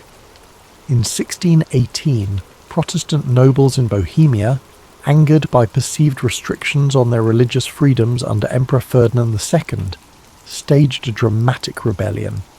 They stormed Prague Castle, seized 2 imperial officials, and hurled them out of a window in an event known as the Defenestration of Prague. Miraculously, the officials survived the fall, but the act was a clear declaration of defiance. This single moment set off a chain reaction, like ripples spreading across a still pond. Ferdinand II, a staunch Catholic, saw the rebellion as a direct challenge to his authority in the Catholic Church. Determined to restore order and Catholic dominance, he mobilized his forces, while Protestant leaders across the empire began rallying their allies in preparation for a larger struggle. What began as a localized conflict in Bohemia quickly escalated into a broader war, drawing in neighboring regions and foreign powers. Protestant princes sought support from allies in Denmark, Sweden, and beyond, while Catholic states turned to Spain and the powerful Habsburg dynasty for aid. The war was no longer just about Bohemia. It had become a contest of religion, politics, and territorial ambition. As the conflict unfolded, it became clear that this was not a war of quick resolutions. The early battles were fierce yet inconclusive, leaving both sides entrenched in their positions and more determined than ever to secure victory. The countryside began to bear the scars of the war. Villages burned, crops were destroyed, and innocent lives were caught in the crossfire. The 30 Years' War was born out of these divisions, and its origins reveal much about the fragile balance of power and belief in Europe at the time. It was a conflict rooted in faith, but also fueled by ambition and fear, a perfect storm that would rage for decades. Take a moment to absorb this beginning, the first ripples of what would become a vast and relentless storm. As we move forward, the intricate web of alliances, battles, and betrayals will unfold. But for now, let the gravity of this moment settle, a reminder of how one act of defiance can echo across history. As the conflict in Bohemia ignited, the deeper fault lines of Europe's religious divide began to widen, casting a shadow over the entire continent. At its core, the 30 Years' War was fueled by the tensions between Catholics and Protestants, a struggle that had simmered since the Reformation in the 16th century. The Peace of Augsburg in 1555 had attempted to create harmony by allowing rulers within the Holy Roman Empire to determine their state's religion, whether Catholic or Lutheran. Yet this fragile peace left many unresolved issues, particularly with the rise of Calvinism, a branch of Protestantism that had not been recognized in the agreement. As Calvinist states gained influence, the Catholic Habsburg rulers viewed them as a threat. Their growing presence felt like a challenge to the established order. When Ferdinand II ascended to the throne of the Holy Roman Empire, he was determined to restore Catholic dominance. His unwavering faith and aggressive policies further inflamed tensions, especially among Protestant states that viewed him as a tyrant bent on crushing their freedoms. Ferdinand's allies in Spain and the papacy provided him with support, reinforcing the Catholic position with resources and manpower. On the other side, the Protestant Union, a coalition of Protestant princes, mobilised to resist Ferdinand's ambitions. They sought aid from Protestant powers beyond the empire, including Denmark, Sweden and England. These nations saw the conflict not only as a religious struggle, but also as an opportunity to weaken the Habsburgs and expand their own influence. The war spread beyond Bohemia, spilling into regions such as the Palatinate, Saxony and Bavaria. Each new front brought devastation to towns and villages, as armies marched across the countryside, leaving destruction in their wake. The brutality of the conflict became evident in battles such as the Battle of White Mountain in 1620, a crushing defeat for the Protestants that marked the beginning of Ferdinand's efforts to reassert Catholic control. But despite Catholic victories in the early years, the war refused to subside. Protestant leaders rallied, drawing on the resources and military expertise of their allies. Sweden, under King Gustavus Adolphus, emerged as a formidable force. His disciplined armies breathed new life into the Protestant cause. The balance of power began to shift and the war escalated further. This was no longer a simple struggle between Catholics and Protestants. It became a war of ambition and survival. Smaller states and mercenary armies joined the fray, drawn by promises of plunder and pay. The war became a theatre of chaos, where alliances shifted and even traditional enemies found themselves fighting side by side in pursuit of their goals. As the conflict deepened, it transformed the very nature of warfare. The 30 Years' War was one of the first conflicts where civilian populations suffered as much as, if not more than, the soldiers. Famine, disease, and displacement became common, as entire communities were uprooted or destroyed. The war's religious roots became intertwined with the politics of power, and its escalation revealed the fragility of peace in a divided world. As we move to the next chapter, consider the human cost of these divisions, the lives touched by a conflict that seemed endless, yet always teetered on the edge of resolution. By the late 1620s, the Protestant cause seemed to falter, their forces weakened by defeats and dwindling alliances. But the entry of Sweden into the war, under the leadership of King Gustavus Adolphus, marked a turning point that would reshape the conflict. Gustavus Adolphus was not just a ruler, he was a visionary military leader whose innovations in strategy and tactics would leave a lasting legacy on warfare. Gustavus Adolphus believed deeply in the Protestant cause, but his intervention was also driven by Sweden's strategic interests. The Habsburgs' growing influence threatened Swedish dominance in the Baltic region, making the 30 Years' War a matter of survival and sovereignty for his nation. With the backing of France, which sought to undermine Habsburg power despite being Catholic, Sweden entered the fray in 1630, bringing with it a disciplined and modernised army. The Swedish forces brought a new energy to the Protestant struggle. Gustavus Adolphus introduced revolutionary military tactics, emphasising mobility, coordination, and the use of combined arms, integrating infantry, cavalry and artillery into a cohesive fighting force. These methods gave his troops a significant edge over the larger but less organised armies of the Catholic League. The Battle of Breitenfeld in 1631 was a defining moment, a stunning victory for the Swedes and their Protestant allies. Gustavus Adolphus's army decimated the Catholic forces, demonstrating the effectiveness of his strategies. This victory not only bolstered Protestant morale, but also drew new allies to their cause, shifting the balance of power in the war. Under Gustavus Adolphus's leadership, the Protestant forces began to reclaim territory lost in earlier phases of the war. They advanced deep into the heart of the Holy Roman Empire, challenging Ferdinand II's dominance and threatening the stability of the Habsburg realms. Gustavus Adolphus's charisma and tactical brilliance earned him the loyalty of his troops and the respect of his enemies. But his triumphs were not without cost. In 1632, at the Battle of Lutzen, Gustavus Adolphus achieved another critical victory, but lost his life in the process. His death was a severe blow to the Protestant cause, yet his legacy endured. The momentum he had generated allowed Sweden to remain a dominant force in the war, and his military innovations continued to influence the strategies of both sides. As Sweden's intervention reshaped the war, the conflict grew even more complex. Religious divides began to blur as political ambitions took centre stage, with Catholic France supporting Protestant Sweden to counterbalance Habsburg power. This shifting landscape of alliances revealed the deeper currents driving the war, a struggle not just of faith, but of power and control over Europe's future. Gustavus Adolphus's role in the 30 Years' War is a testament to the transformative power of leadership and innovation. His contributions brought hope to a fractured alliance and altered the course of a seemingly endless conflict. Yet, his death also reminded the world of the fleeting nature of triumph in the face of war's relentless toll. As we prepare to move to the next chapter, take a moment to reflect on the determination and vision it takes to bring change amid chaos. In the darkest times, even a single leader can leave an indelible mark, and yet the storm of history moves forward, carrying all in its wake.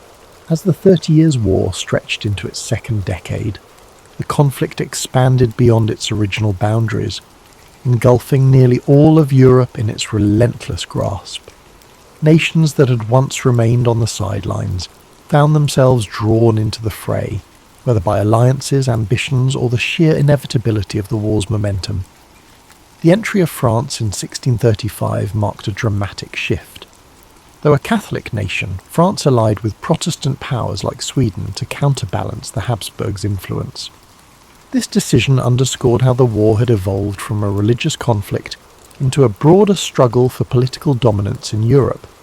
The stage was set for what would become one of the most destructive periods of the war. As alliances grew ever more complex and battles became increasingly brutal. Across the continent, the toll of the war was staggering. Cities were besieged and burned. Fields were left barren and lifeless, and villages were emptied as civilians fled the advancing armies. Mercenary forces, often poorly paid and motivated by survival, resorted to pillaging and looting, leaving devastation in their wake. Famine and disease swept through war-torn regions, taking more lives than the battles themselves.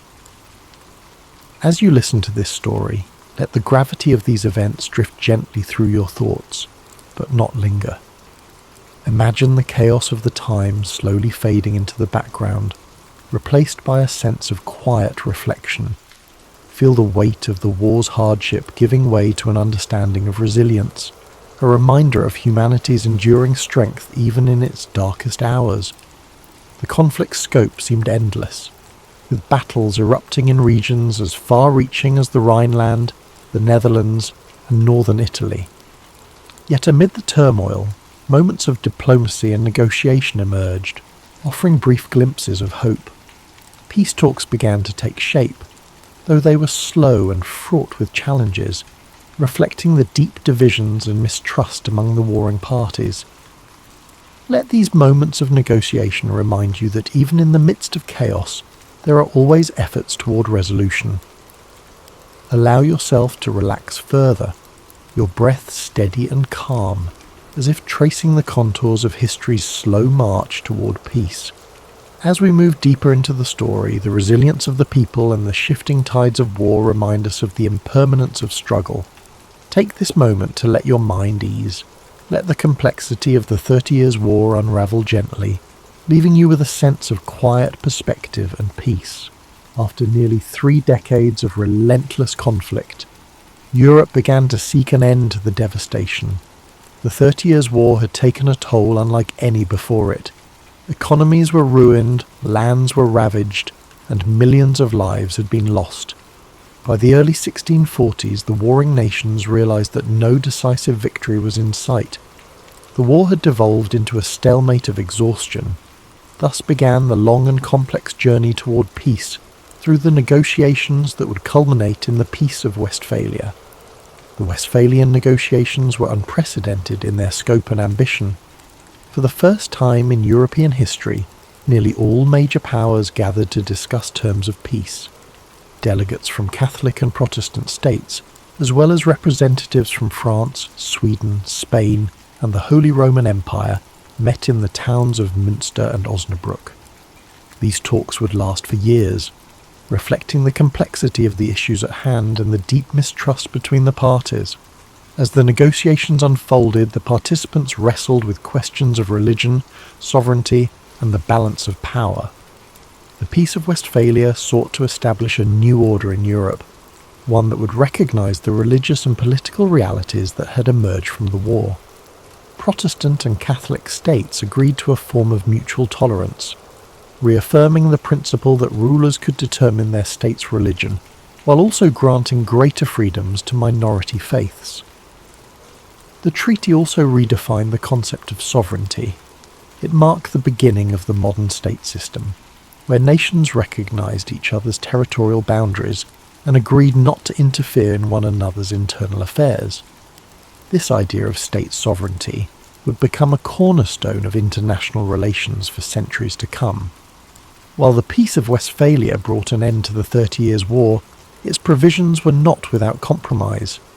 No side emerged as a clear victor, and many of the underlying tensions remained unresolved. Yet, the treaty succeeded in ending the immediate bloodshed and creating a framework for coexistence in a fractured Europe. As you listen to the conclusion of this chapter, let the idea of resolution fill your thoughts. Picture the weary negotiators, coming together after years of strife, finding common ground in the hope of a better future. Let this image remind you that even in the most challenging times, peace is always within reach. The road to peace was long and arduous, yet it proved that dialogue and compromise can overcome even the deepest divisions. Allow this lesson to settle within you as you relax further, your mind at ease, as the echoes of war fade into the calm promise of resolution. As the Peace of Westphalia brought an end to the 30 Years' War, Europe began to rebuild from the ashes of its most devastating conflict. The war left an indelible mark on the continent, shaping the course of history in profound ways. Nations that had been battered and broken emerged with new identities, while the concept of sovereignty laid the foundation for the modern nation-state system. The war's legacy extended beyond politics and borders. It changed the way conflicts were waged, highlighting the immense cost of prolonged war and the devastating impact on civilian populations. The lessons of the 30 Years' War echoed across generations, reminding humanity of the importance of diplomacy, tolerance, and restraint. This story of destruction and eventual reconciliation carries a timeless message. Even in the darkest of times, there is always a path forward. A path forged through perseverance, negotiation, and the willingness to find common ground. The 30 Years' War may have scarred Europe, but it also served as a turning point, proving that peace, though hard won, is always worth striving for. As we close this chapter of history, take a moment to reflect on the resilience of the human spirit. Let the story of the 30 Years' War remind you of the strength found in unity and the power of resolution. Think of the nations and individuals who rebuilt after so much loss, their journey, though difficult, leading to a more stable and interconnected future. Now let the soothing sounds of rain guide you to a place of peace and relaxation. Imagine gentle raindrops falling softly on leaves, washing away the echoes of history's struggles. Feel the rhythm of the rain bringing calm to your mind and a sense of quiet to your soul.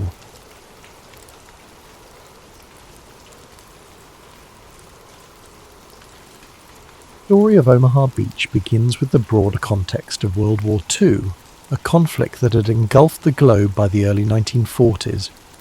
After the fall of France to Nazi Germany in 1940, much of Western Europe lay under German occupation.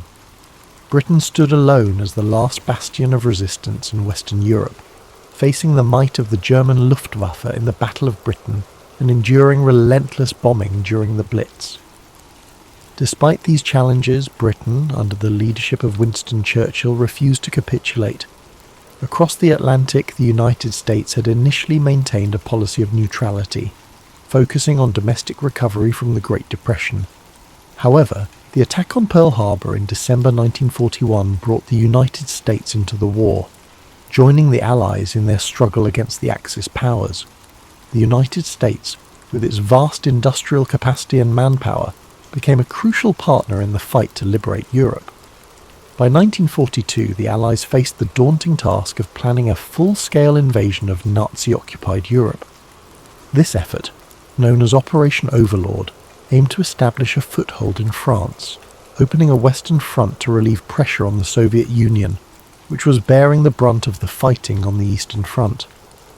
The operation would require meticulous planning, vast resources, and extraordinary bravery. The invasion was scheduled for June 1944 and would take place along a 50-mile stretch of coastline in Normandy, France. The beaches were divided into 5 sectors: Utah, Omaha, Gold, Juneau, and Sword. Each sector had its own challenges, but Omaha Beach, assigned to American forces, was considered one of the most heavily defended and treacherous. The Germans, anticipating an Allied invasion, had fortified the French coastline with a series of defensive structures known as the Atlantic Wall. This formidable barrier included concrete bunkers, artillery emplacements, barbed wire, minefields, and anti-tank obstacles. Omaha Beach, with its high bluffs overlooking the shoreline, offered a natural defensive advantage to the German forces. The beach was defended by the 352nd Infantry Division, a well-trained and battle-hardened unit.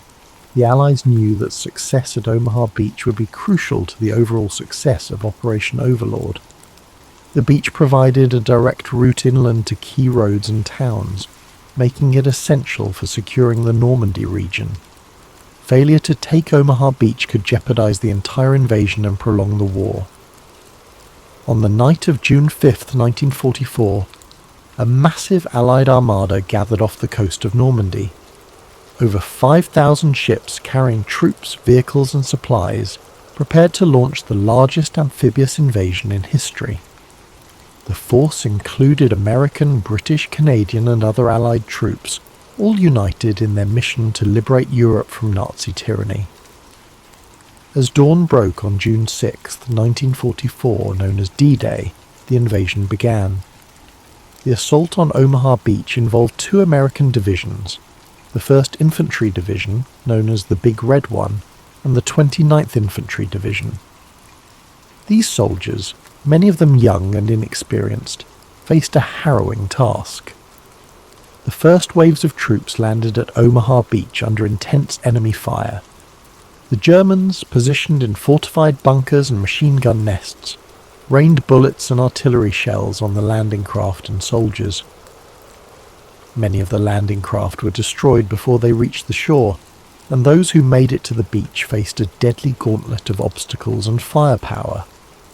The terrain at Omaha Beach added to the challenges. The wide, open beach provided little cover, and the high bluffs allowed German forces to fire down on the exposed American troops. The rising tide threatened to engulf the soldiers and their equipment, adding another layer of urgency to the battle. Despite these overwhelming odds, the American soldiers displayed extraordinary bravery and determination. Small groups of men began to push forward, finding gaps in the German defences and scaling the bluffs. Engineers worked tirelessly to clear obstacles and minefields, enabling reinforcements to reach the beach. By mid-morning, the tide of the battle began to turn. Reinforcements from subsequent waves brought additional manpower and firepower to the fight. Naval bombardments and airstrikes targeted German positions, weakening their defences. Slowly but steadily, the Americans gained ground, overcoming the formidable obstacles and breaking through the Atlantic Wall.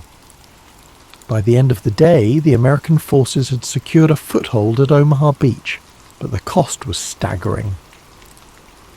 Over 2,000 American soldiers were killed, wounded, or missing, making Omaha Beach the bloodiest of the 5 D-Day beaches. The sacrifices of these men were not in vain, as their efforts paved the way for the liberation of Normandy and, ultimately, the defeat of Nazi Germany. The success at Omaha Beach and the broader D-Day invasion marked a turning point in World War II. the Allies established a strong presence in Normandy, which allowed them to launch further offensives into France and beyond. Within weeks, Paris was liberated, and the momentum of the war shifted decisively in favour of the Allies. The Battle of Omaha Beach is remembered as a testament to the courage and resilience of those who fought and sacrificed for freedom. The stories of individual heroism and collective determination continue to inspire generations, reminding us of the cost of war and the enduring value of liberty. Today, the beaches of Normandy are peaceful, their sands washed clean by the tides of time. Memorials and cemeteries stand as solemn reminders of the events of June 6, 1944, honouring the men who gave their lives in the name of freedom. The legacy of Omaha Beach lives on, a symbol of unity, sacrifice, and the indomitable human spirit. As you reflect on this story, imagine the quiet shores of Normandy under a starlit sky, the waves gently lapping at the sands that once bore witness to such bravery. Let the memory of those who fought and fell remind you of the strength and resilience within us all. As the day of June 6, 1944, unfolded at Omaha Beach, the battle continued with relentless intensity. The early waves of American troops had endured devastating losses. Many soldiers never even made it off their landing craft, while others were cut down as they stepped onto the beach. The chaos and carnage of those first hours were overwhelming, with confusion reigning among the survivors as they sought to find cover and organize. The German defenders, positioned in fortified bunkers and pillboxes, maintained a near-constant stream of fire. Machine guns swept the open sands, mortars exploded among the soldiers, and artillery from the high bluffs pounded the beachhead. These fortifications had been meticulously planned, with interlocking fields of fire and overlapping lines of defence, making it nearly impossible for large groups of soldiers to advance without suffering heavy casualties. The Americans faced logistical challenges as well.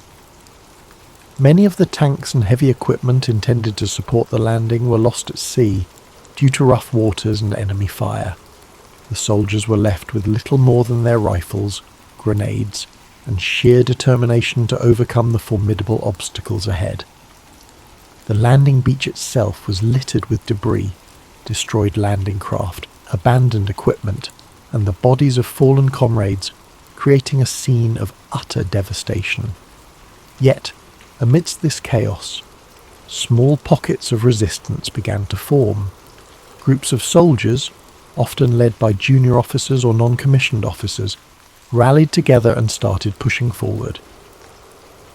These men displayed extraordinary courage, braving machine gun fire and mortar shells to advance toward the German positions. Engineers worked tirelessly to clear paths through the beach obstacles, blowing gaps in the barbed wire and clearing mines under heavy fire. One of the pivotal moments of the battle came when soldiers began scaling the bluffs that loomed over the beach. Using ropes, ladders, and sheer grit, they climbed the steep slopes to reach the German positions at the top. The fighting here was brutal and close quarters, with soldiers engaging the enemy in hand-to-hand combat. Slowly but surely, the Americans began to neutralize the German bunkers and gun emplacements, thus weakening the enemy's defensive hold on the beach. The turning point at Omaha Beach was also aided by naval support. Realizing the dire situation on the beach, American naval commanders ordered their ships to move closer to shore, despite the risk of running aground. From these positions, the ships unleashed a barrage of firepower, targeting the German fortifications with their heavy guns. These naval bombardments played a crucial role in suppressing the enemy defences, allowing the soldiers on the ground to advance. By the afternoon, the tide of the battle had shifted. Reinforcements from later waves brought fresh troops and supplies to the beach, bolstering the American effort. The German defenders, though still fighting fiercely, began to falter under the relentless pressure. The combination of infantry assaults, naval bombardments, and air support gradually broke the German lines. By nightfall, the Americans had established a tenuous foothold at Omaha Beach. The high bluffs, once a symbol of the German dominance, were now under American control. From this vantage point, the troops could push inland, linking up with forces from the other landing beaches and beginning the liberation of Normandy. The cost of victory at Omaha Beach was staggering. Over 2,000 American soldiers were killed, wounded, or missing, making it one of the bloodiest battles of D-Day. The courage and sacrifice of these men, however, paved the way for the success of the entire invasion. Their actions ensured that the Allies could establish a strong presence in Normandy, a crucial step toward defeating Nazi Germany. In the days that followed, the Americans worked to consolidate their position at Omaha Beach. Supply lines were established, reinforcements poured in, and the beachhead became a staging ground for further operations. The success of D-Day marked the beginning of the end for Nazi Germany, as Allied forces pushed inland and liberated towns and cities across France. The Battle of Omaha Beach remains one of the most iconic and studied engagements of World War II. It exemplifies the extraordinary bravery, determination, and resilience of the soldiers who fought there. Their sacrifices remind us of the cost of freedom and the enduring power of unity in the face of adversity. Today, Omaha Beach is a place of reflection and remembrance. The sands that once bore witness to such intense combat are now quiet, visited by people from around the world who come to pay their respects. The Normandy American Cemetery, overlooking the beach, stands as a solemn tribute to the thousands of soldiers who gave their lives on D-Day. As you think about the events of Omaha Beach, imagine the courage it took for those soldiers to face such overwhelming odds. Picture the determination of the men scaling the bluffs, the resolve of the engineers clearing obstacles, and the bravery of the naval crews providing support. Let their sacrifices fill you with a sense of gratitude and inspiration. The story of Omaha Beach is not just one of extraordinary bravery and resilience. It is also a tale of lessons learned and strategies developed that would influence the remainder of World War II. The success of D-Day, including the hard-fought victory at Omaha Beach, gave the Allies a critical foothold in Western Europe, but it also came with a significant cost, offering lessons in leadership, logistics, and the nature of modern warfare. In the days and weeks following June 6, 1944, the Allies worked tirelessly to solidify their positions in Normandy. Omaha Beach, alongside the other 4 landing beaches, became a vital supply hub for the Allied forces. Engineers constructed artificial harbours, known as mulberry harbours, to facilitate the unloading of troops, vehicles and supplies. These floating piers were a marvel of engineering and a testament to the ingenuity and determination of the Allied effort. With the beachhead secured, the Allies pushed inland, encountering fierce resistance from German forces. The bocage, the dense hedgerows that characterised the Normandy countryside, proved to be a significant obstacle, offering German defenders natural cover and making it difficult for Allied tanks and infantry to advance. Despite these challenges, the Allies pressed forward, liberating towns and villages one by one. Omaha Beach's role in the larger Normandy campaign cannot be overstated. It served as a crucial link between the various sectors of the invasion, allowing the Allies to coordinate their movements and reinforce their lines. The capture of Omaha Beach also enabled the Allies to connect with the airborne divisions that had landed further inland, creating a unified front that could push the Germans back. The success of the Normandy campaign eventually led to the liberation of Paris in August 1944. The victory at Omaha Beach and the other landing sites had set the stage for this momentous achievement, giving the Allies the momentum they needed to continue their advance across France and into Germany. By opening a western front, the Allies forced the Germans to fight on multiple fronts, stretching their resources and hastening the collapse of the Nazi regime. For the soldiers who fought at Omaha Beach, the experience left an indelible mark. Many of the survivors carried the memories of that harrowing day for the rest of their lives. Their stories, filled with moments of terror, heroism, and camaraderie, provide invaluable insights into the human cost of war. These first-hand accounts have been passed down through generations, ensuring that the sacrifices made on that stretch of sand are never forgotten. The legacy of Omaha Beach extends beyond the battlefield. It serves as a reminder of the importance of unity and collaboration in overcoming seemingly insurmountable challenges. The D-Day invasion was a joint effort involving not just American forces but also British, Canadian and other Allied troops. Their collective determination and shared purpose exemplify the power of working together for a common goal. In the years following World War II, Omaha Beach became a symbol of remembrance and reconciliation. Memorials and cemeteries were established to honour the fallen, and annual commemorations bring together veterans, their families, and people from around the world to reflect on the events of June 6, 1944. The beach itself, now peaceful and serene, offers a stark contrast to the chaos and violence of that day, serving as a poignant reminder of the sacrifices made for freedom. The Battle of Omaha Beach also holds important lessons for future generations. It underscores the importance of preparation, adaptability, and resolve in the face of adversity. The soldiers who fought there demonstrated extraordinary courage, refusing to give up despite overwhelming odds. Their example inspires us to persevere through challenges and to value the freedoms and opportunities that others have fought to secure. As you reflect on the story of Omaha Beach, imagine the waves gently lapping against the shore, the sands now quiet and still. Think of the soldiers who stepped onto that beach, knowing the dangers that awaited them, yet pressing forward with unwavering determination. Let their bravery and sacrifice remind you of the strength and resilience within us all. The legacy of Omaha Beach continues to resonate far beyond the shores of Normandy. It stands as a testament to the bravery and sacrifice of those who fought, and as a reminder of the profound impact of collective action in the pursuit of freedom. While the battle itself ended on June 6, 1944, its implications echoed throughout the remainder of the war and the decades that followed. In the immediate aftermath of the D-Day invasion, the Allies faced the monumental task of consolidating their gains and pushing further into German-occupied territory. The soldiers at Omaha Beach were soon joined by reinforcements, swelling the ranks and ensuring that the beachhead could serve as a staging ground for subsequent offensives. Supplies poured in through makeshift ports and logistical hubs, enabling the Allied forces to maintain their momentum. The capture of Omaha Beach, alongside the other landing sites, directly contributed to the liberation of Normandy. The fighting that followed was grueling, with both sides suffering heavy losses as they contested every inch of ground.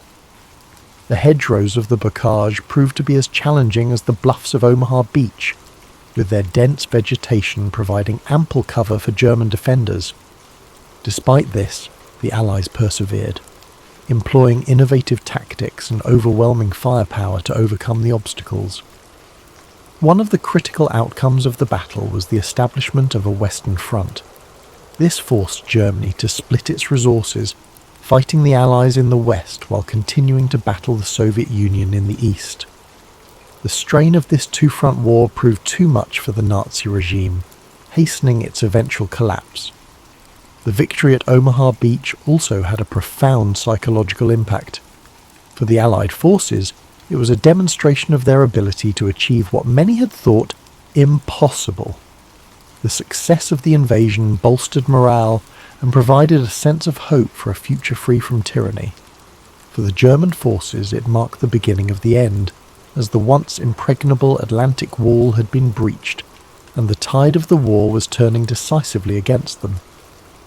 As the Allies advanced across France, the significance of Omaha Beach became even more apparent.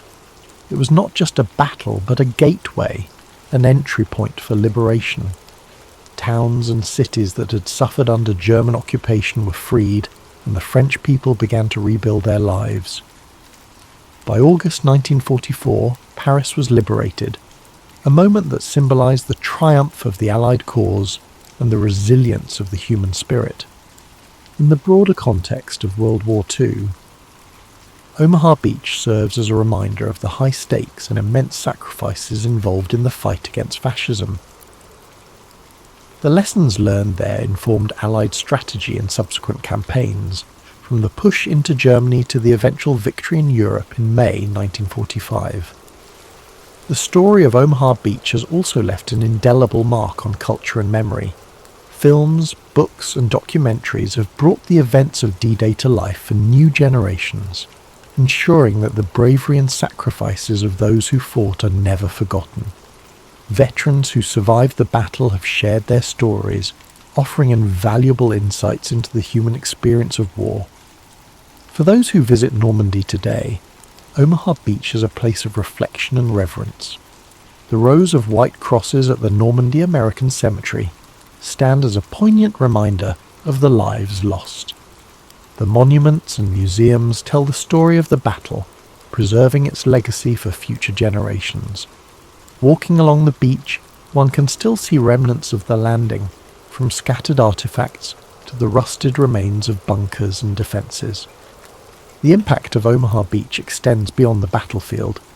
It reminds us of the power of unity, the importance of standing up against injustice, and the strength that comes from working together toward a common goal. It also serves as a cautionary tale, urging us to remember the cost of war and the value of peace.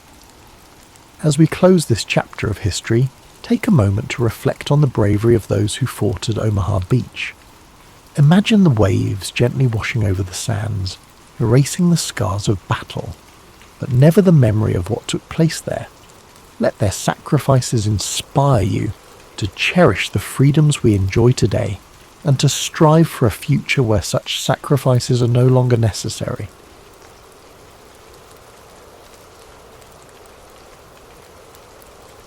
The Cuban Missile Crisis didn't arise in a vacuum. It was the culmination of years of Cold War tensions, a time when the world seemed to teeter on the edge of uncertainty. Imagine, for a moment, the quiet hum of the post-war era giving way to the slow, steady march of ideological rivalry between the United States and the Soviet Union. This rivalry, like a deep and resonant drumbeat, echoed across the globe, shaping the landscapes of diplomacy and conflict alike.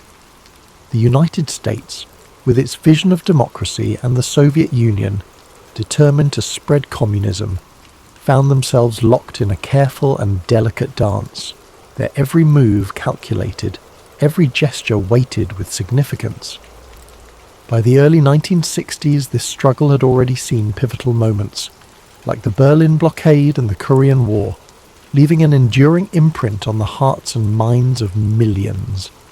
Then came 1959, a turning point that brought Cuba into sharp focus. The Cuban Revolution swept through the island like a soft but unrelenting wind, carrying Fidel Castro to power and replacing the Batista regime. Under Castro, Cuba aligned itself with the Soviet Union, transforming into a communist stronghold just 90 miles from American shores, a distance so short it might as well have been a whisper across the ocean. This proximity brought with it a quiet but undeniable unease, a tension that settled in the minds of US leaders like a lingering shadow. The hum of covert operations soon followed, culminating in the failed Bay of Pigs invasion in 1961. This misstep, like a ripple in still water, spread embarrassment for the Kennedy administration and deepened the chasm of mistrust between the US and Cuba. At the same time, Soviet Premier Nikita Khrushchev, ever watchful and calculating, saw an opportunity to exploit this growing divide. He began to weave a plan that would take full advantage of Cuba's location, creating a web of uncertainty and anticipation that seemed to stretch endlessly across the calm skies. As we linger in this moment of reflection, picture a world on edge yet still wrapped in quiet resolve. Let these images and thoughts drift gently through your mind, like leaves carried by a slow, steady current. The stage was set, each thread of tension delicately placed, weaving the intricate fabric of what would soon become one of the most dramatic and perilous moments in modern history. In the quiet skies of October 14th, 1962, something extraordinary unfolded, something that would ripple through time like a soft, endless wave. High above the peaceful landscapes of Cuba, an American U-2 reconnaissance plane glided effortlessly, its sleek form cutting through the stillness of the heavens. From its vantage point, the plane captured a series of photographs, silent yet profound, revealing a truth that would shake the world. Soviet missile sites, nestled discreetly amidst the lush and tranquil countryside, were under construction. These were no ordinary missiles. Their presence was like a whisper of something immense and dangerous, carrying with them the potential for devastation, capable of reaching the heart of the United States within mere moments. These medium and intermediate range ballistic missiles carried the weight of a silent, looming threat. The images, delicate and unassuming, were swiftly brought back to Washington, where they were met with a storm of hushed urgency and careful deliberation. Picture the scene as President John F. Kennedy and his advisors gathered in the stillness of the White House. The room was heavy with the quiet murmur of voices, each one low and deliberate as the photographs were laid out like puzzle pieces on a smooth, polished table.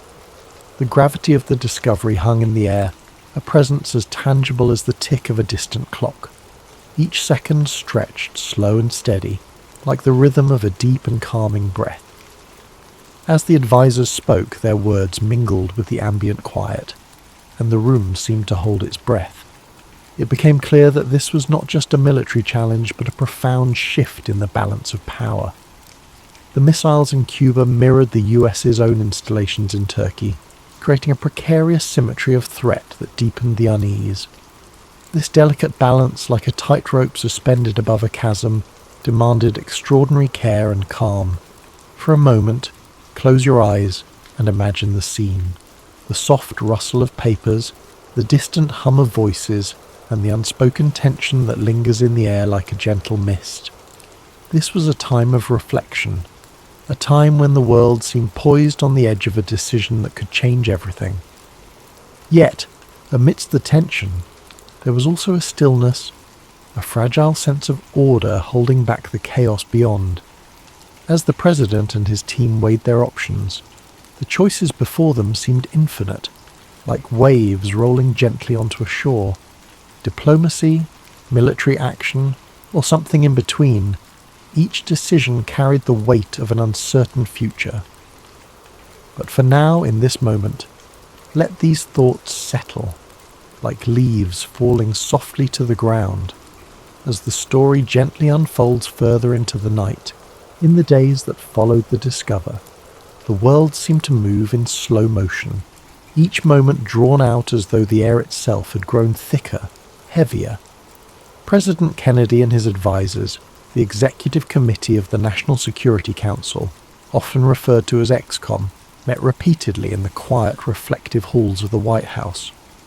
Their discussions, careful and deliberate, centered on one pressing question: how to respond to this grave discovery.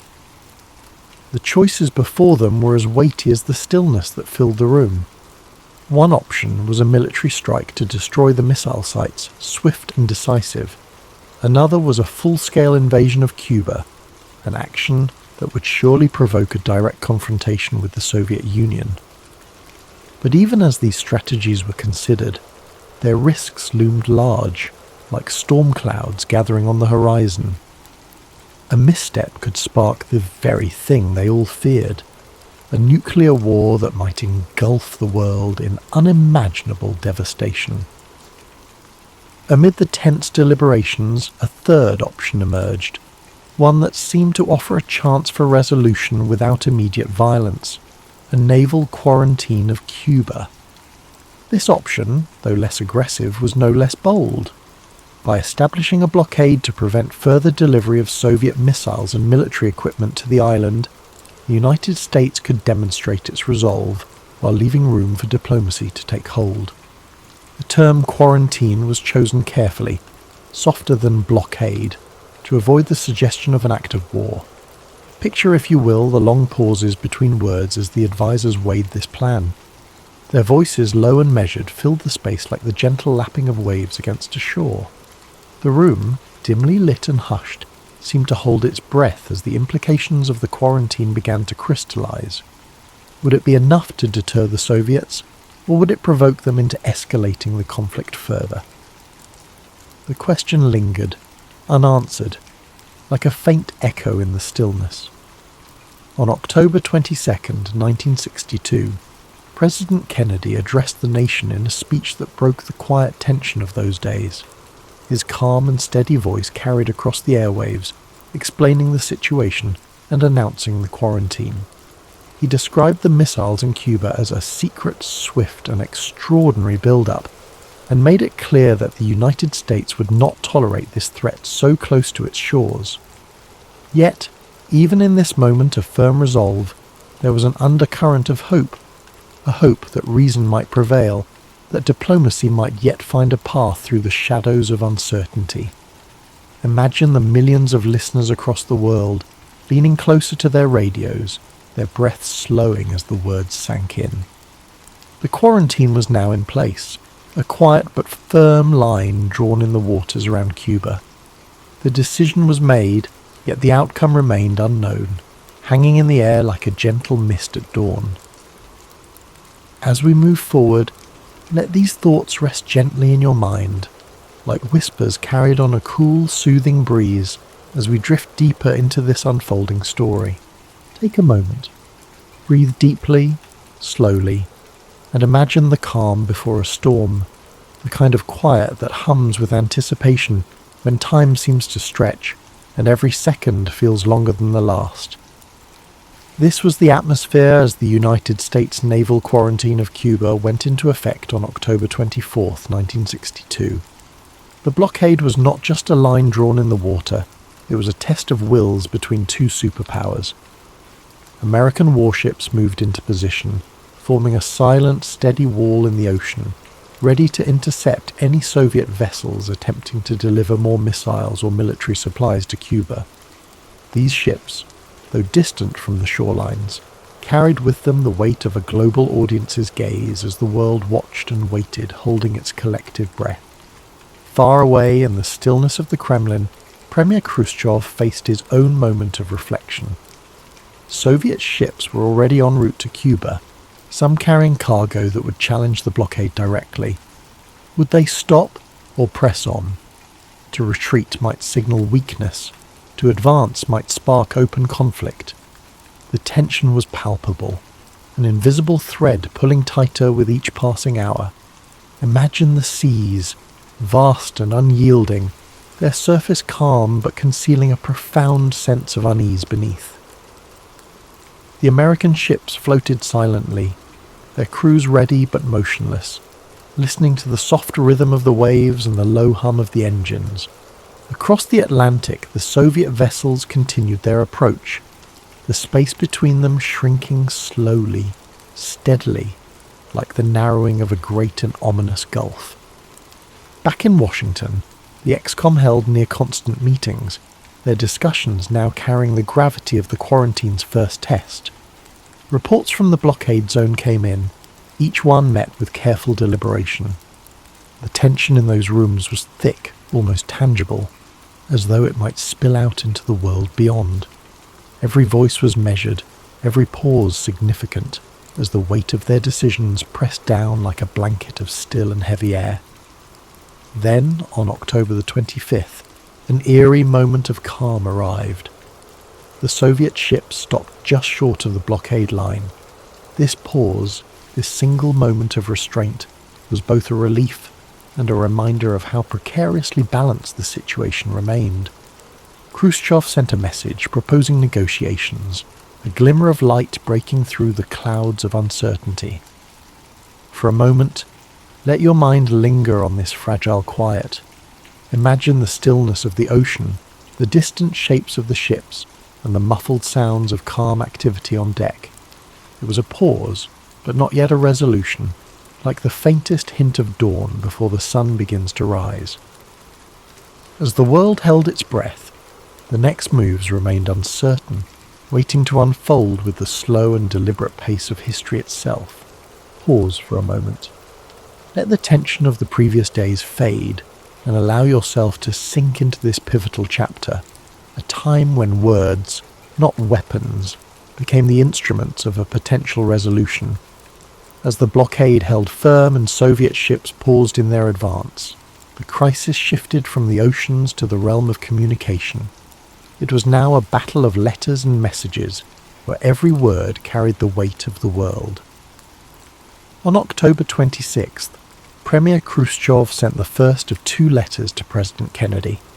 It was a message of emotion and urgency, filled with words that seemed almost pleading, like whispers carried on a breeze. Khrushchev proposed a resolution. The Soviet Union would withdraw its missiles from Cuba if the United States would promise not to invade the island. The tone was personal, almost vulnerable, as if Khrushchev sought to reach Kennedy not as an adversary, but as a fellow human standing on the precipice of disaster. The next day, however, brought a second letter, different in tone, harsher, more calculated. This one demanded that the United States also remove its Jupiter missiles from Turkey, an escalation that added a new layer of complexity to the already delicate negotiations. These letters, arriving like waves in succession, left Kennedy and his advisers navigating treacherous waters. Which message represented Khrushchev's true intent? Was this a sincere offer or a ploy to gain an upper hand? In the stillness of the White House, Kennedy and the ex-com deliberated late into the night. Their discussions were careful, deliberate, each word spoken slowly, as if to avoid disturbing the fragile balance they were trying to maintain. The question lingered in the air like the soft echo of distant footsteps. How could they accept the first offer without appearing weak, while also avoiding a direct confrontation that might spiral into war? Imagine the quiet of those rooms, filled only with the faint rustling of papers and the low hum of thought.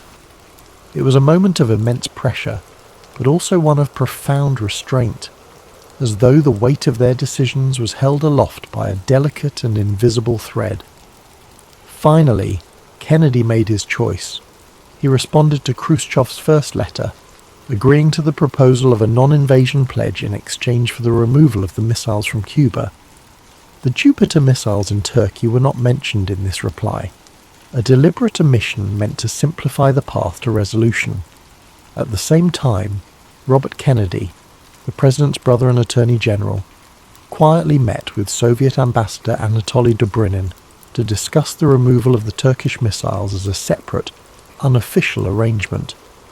As the letters were exchanged, the world waited in silence. Imagine millions of hearts beating slowly, steadily, as the fate of humanity seemed to hang in the balance.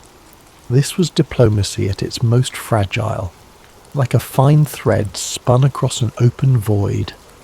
And yet, in that fragility, there was also hope, a faint but growing light at the end of a long and shadowed tunnel. Let this, though, drift gently through your mind as we move toward the final chapter of this remarkable story, where the crisis finds its resolution and the world begins to exhale. As the sun rose on October 28, 1962, the world awoke to a glimmer of relief. Premier Khrushchev announced that the Soviet Union would dismantle and remove its missiles from Cuba. His decision, conveyed in a public radio broadcast, marked the end of the 13-day standoff that had brought humanity to the brink of nuclear war. The missiles, he declared, would be taken apart and the weaponry returned to the Soviet Union under United Nations supervision. For President Kennedy, this was a moment of cautious triumph. The US quarantine had succeeded in forcing a peaceful resolution without resorting to violence. The secret agreement to remove the American Jupiter missiles from Turkey added a layer of complexity but remained undisclosed to the public, allowing both nations to save face in the eyes of the world. In the following days, work began to de-escalate the situation. Soviet personnel in Cuba started dismantling the missile sites, and American reconnaissance planes confirmed the progress. Meanwhile, the US ships maintained their positions until the removal was complete, standing as quiet sentinels of the fragile peace that now settled over the Caribbean.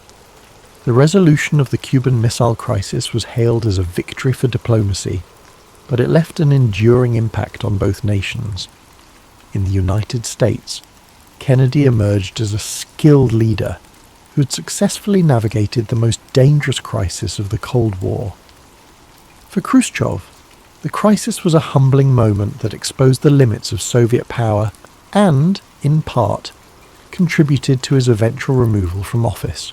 Yet, the aftermath also brought reflection. The sheer proximity to disaster prompted both superpowers to reconsider their approach to conflict and diplomacy. In 1963, the two nations established the Moscow-Washington Hotline, a direct communication link designed to prevent misunderstandings and delays in future crises. It was a small but significant step toward reducing the risk of nuclear confrontation. Imagine the stillness of those post-crisis days.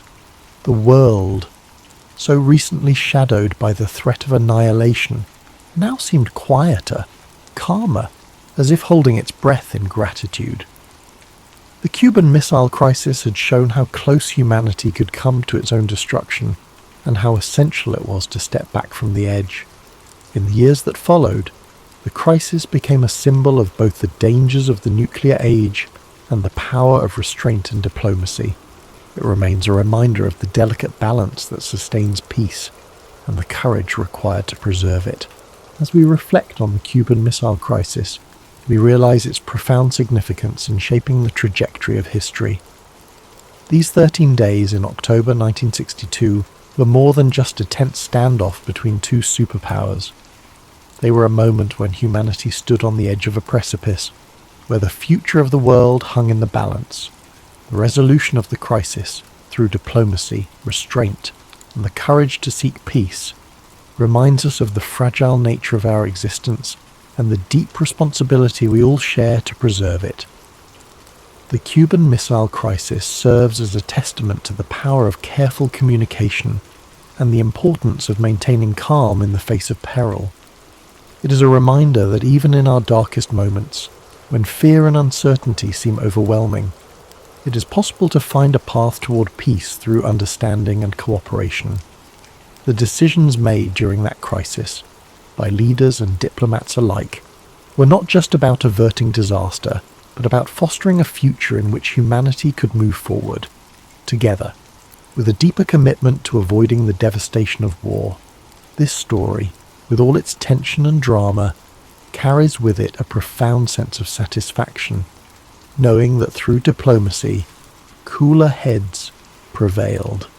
The crisis could have led to a catastrophe, but instead, it ended with the restoration of a delicate peace, and as we find comfort in that resolution, we can allow ourselves to drift into a space of tranquility, knowing that even in the most tumultuous times, peace is always within our reach if we dare to reach for it. As we close this chapter on the Cuban Missile Crisis, take a moment to feel the weight of history's lessons wash over you, soothing your mind and heart. The story, though intense, carries with it a sense of relief and calm, a reminder that peace, like the most gentle rain, can cleanse even the deepest tensions. Now, as we begin to let go of these thoughts, allow the soft sound of rain in the background to fill your senses. Let the music gently carry you, like a breeze through the trees, into a state of deep relaxation. The calm, steady rhythm of the rain, with its soothing patter and the quiet hum of the night, will help you unwind fully, offering a peaceful escape as you settle into a restful sleep.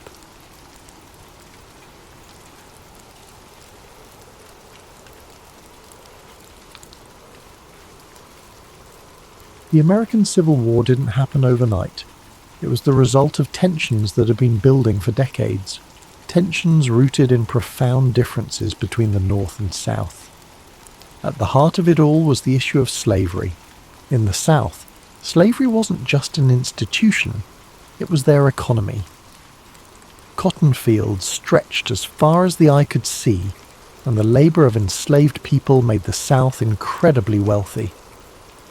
But it came at an unbearable cost, the humanity of millions denied, their voices silenced. In the North, things were changing. The Industrial Revolution was taking hold, and with it came growing calls to abolish slavery. People were starting to speak out more, questioning how a nation built on the idea of liberty could allow such a system to exist. This wasn't just a difference of opinion, it was a clash of values, one that only grew louder as time went on. Then there was the question of states' rights. Southern leaders believed they had the right to govern themselves without interference, especially when it came to slavery. They feared that the federal government, growing stronger by the year, would strip them of their autonomy. On the other side, many in the North believed that a united country required a strong central government, one that could uphold the principles of freedom and equality. The country tried to hold itself together through compromise. The Missouri Compromise, the Compromise of 1850, these were like bandages on a wound that just wouldn't heal. Each new agreement seemed to deepen the mistrust between the North and South.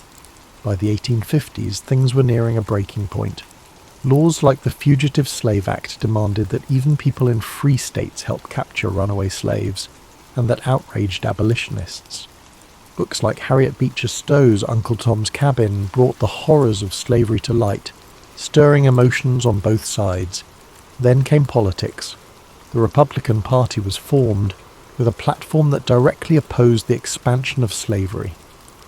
When Abraham Lincoln was elected president in 1860, it was the final straw for the South. His victory wasn't just a political loss, it felt like a direct threat to their way of life. Southern states began to secede from the Union, forming the Confederate States of America, and just like that, the country reached its breaking point. The differences that had been simmering for so long finally boiled over, leading to a conflict that would redefine what it meant to be an American. As you think about these divisions, take a deep breath. Picture the people living through this time, the fear, the hope, the uncertainty. Let the weight of their struggles soften as you relax, knowing that history is full of lessons about resilience, progress, and the power of moving forward. By the spring of 1861, the tensions that had been tearing the nation apart finally reached a boiling point. In Charleston, South Carolina, a small Union garrison stationed at Fort Sumter found itself surrounded by Confederate forces. The fort had become a symbol of defiance for the Union and a test of legitimacy for the Confederacy. Both sides knew that what happened there could set the tone for what was to come. After weeks of tense standoff, Confederate forces under the command of General P.G.T. Beauregard demanded that the Union troops surrender the fort.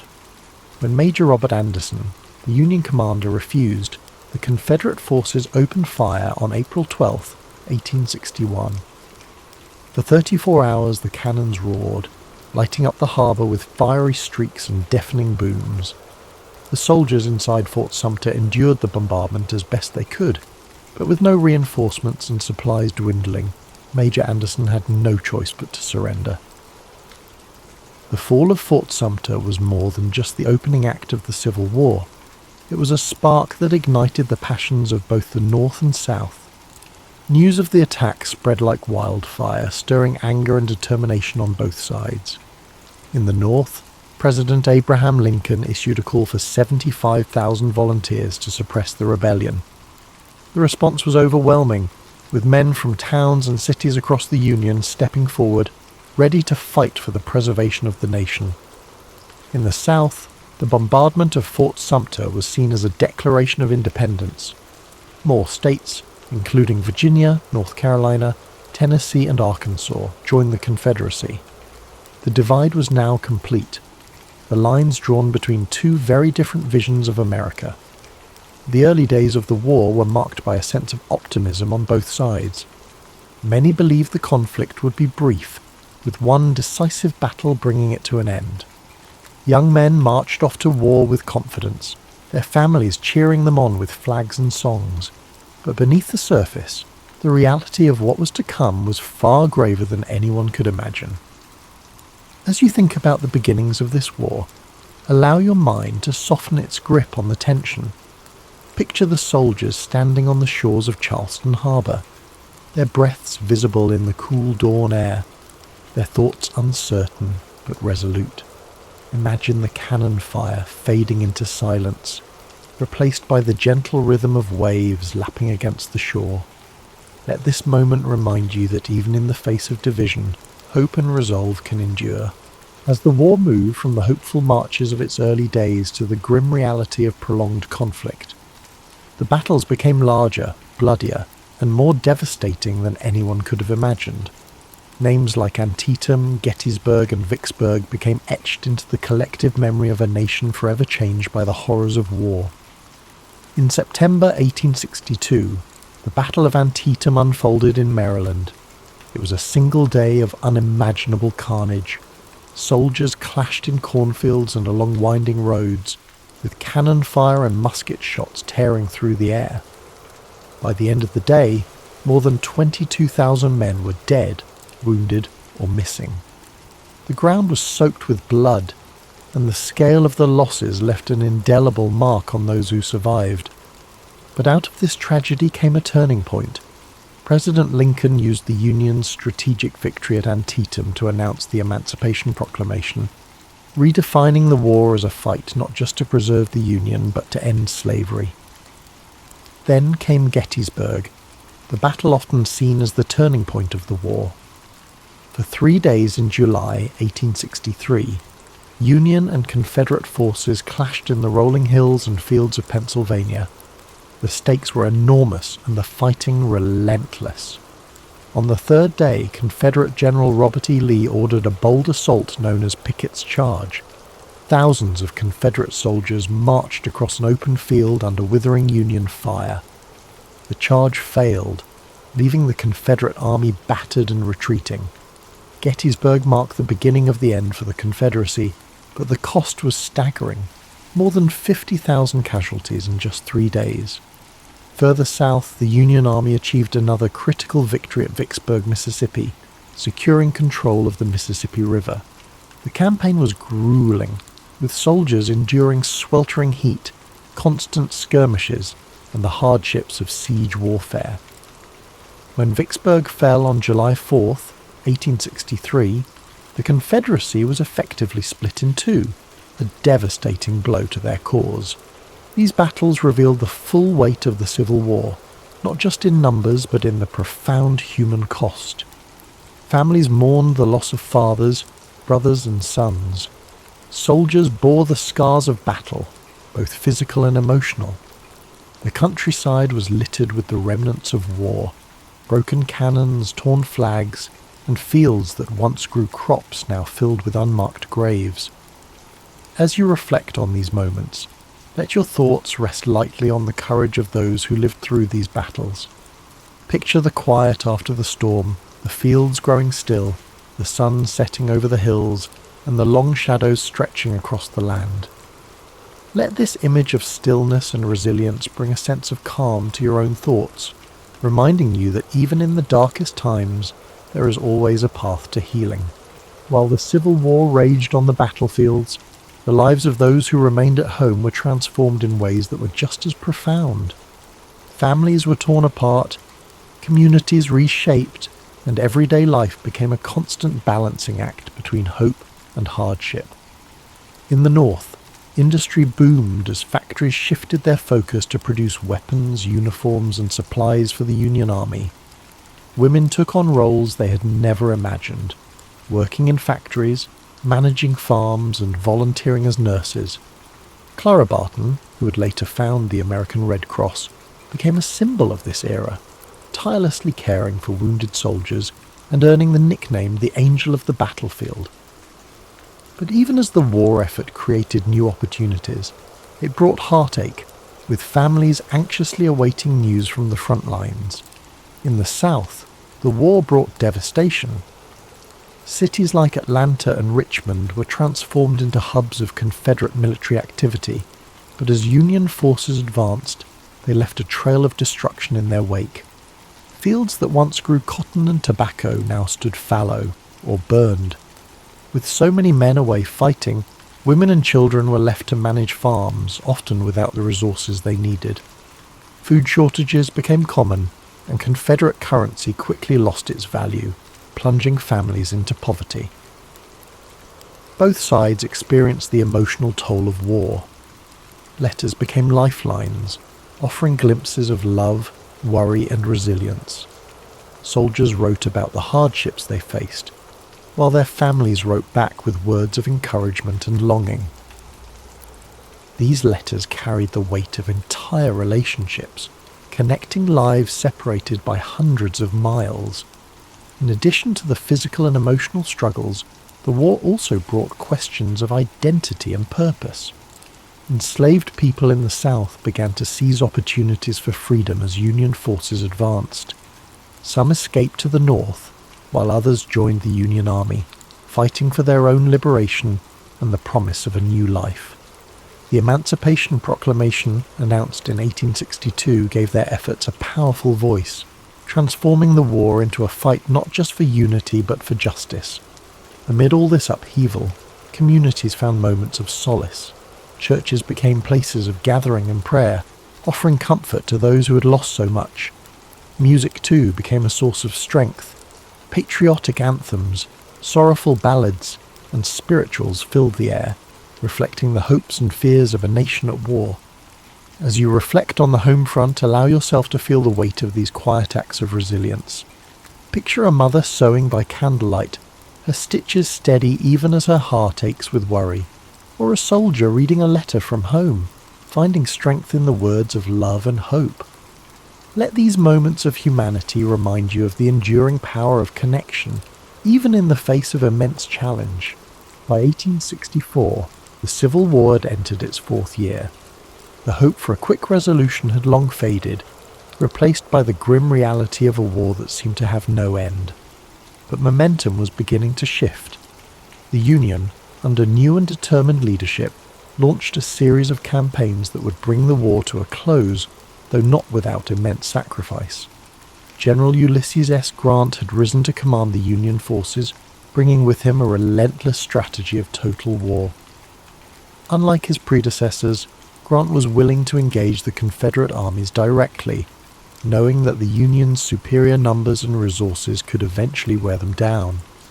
His overland campaign in Virginia was brutal, with battles like the Wilderness and Cold Harbor leaving tens of thousands dead. Yet Grant pressed on, earning the nickname Unconditional Surrender for his unwavering resolve.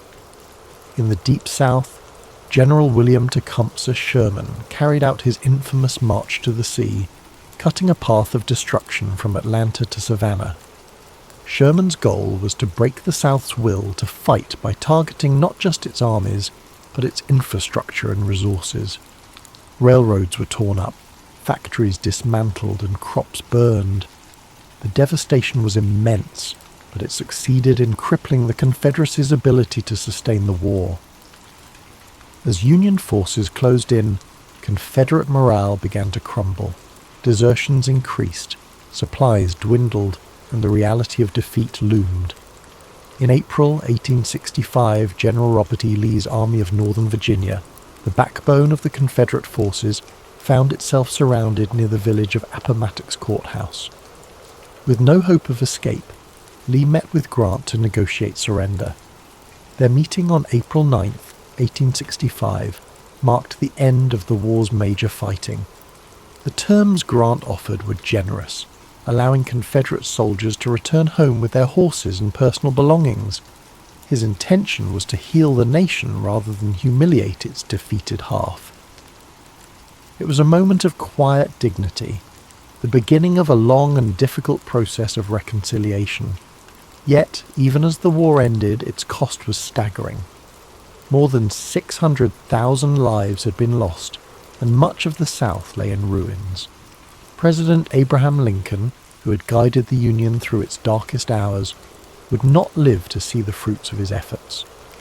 Just days after Lee's surrender, Lincoln was assassinated by John Wilkes Booth, a Confederate sympathizer, plunging the nation into mourning. The war had answered two critical questions. The Union would endure and slavery would not, but it left behind deep scars, both physical and emotional, that would take generations to heal. The Reconstruction era that followed was fraught with challenges, as the nation struggled to rebuild and redefine itself. As you reflect on the end of this monumental conflict, let the weight of its lessons rest gently in your thoughts. Imagine the quiet after the surrender, the weary soldiers returning home, the fields gradually returning to life, and the first rays of hope shining through the darkness. Let these images remind you of the strength it takes to rebuild and the enduring resilience of the human spirit. When the guns fell silent and the soldiers returned home, the United States was a changed nation. The Civil War had been a crucible, testing the very foundation of the country and reshaping its identity forever. Though the fighting was over, the legacy of this monumental conflict continued to echo through the generations, shaping the path forward for a fractured but hopeful nation. One of the most profound outcomes of the war was the abolition of slavery.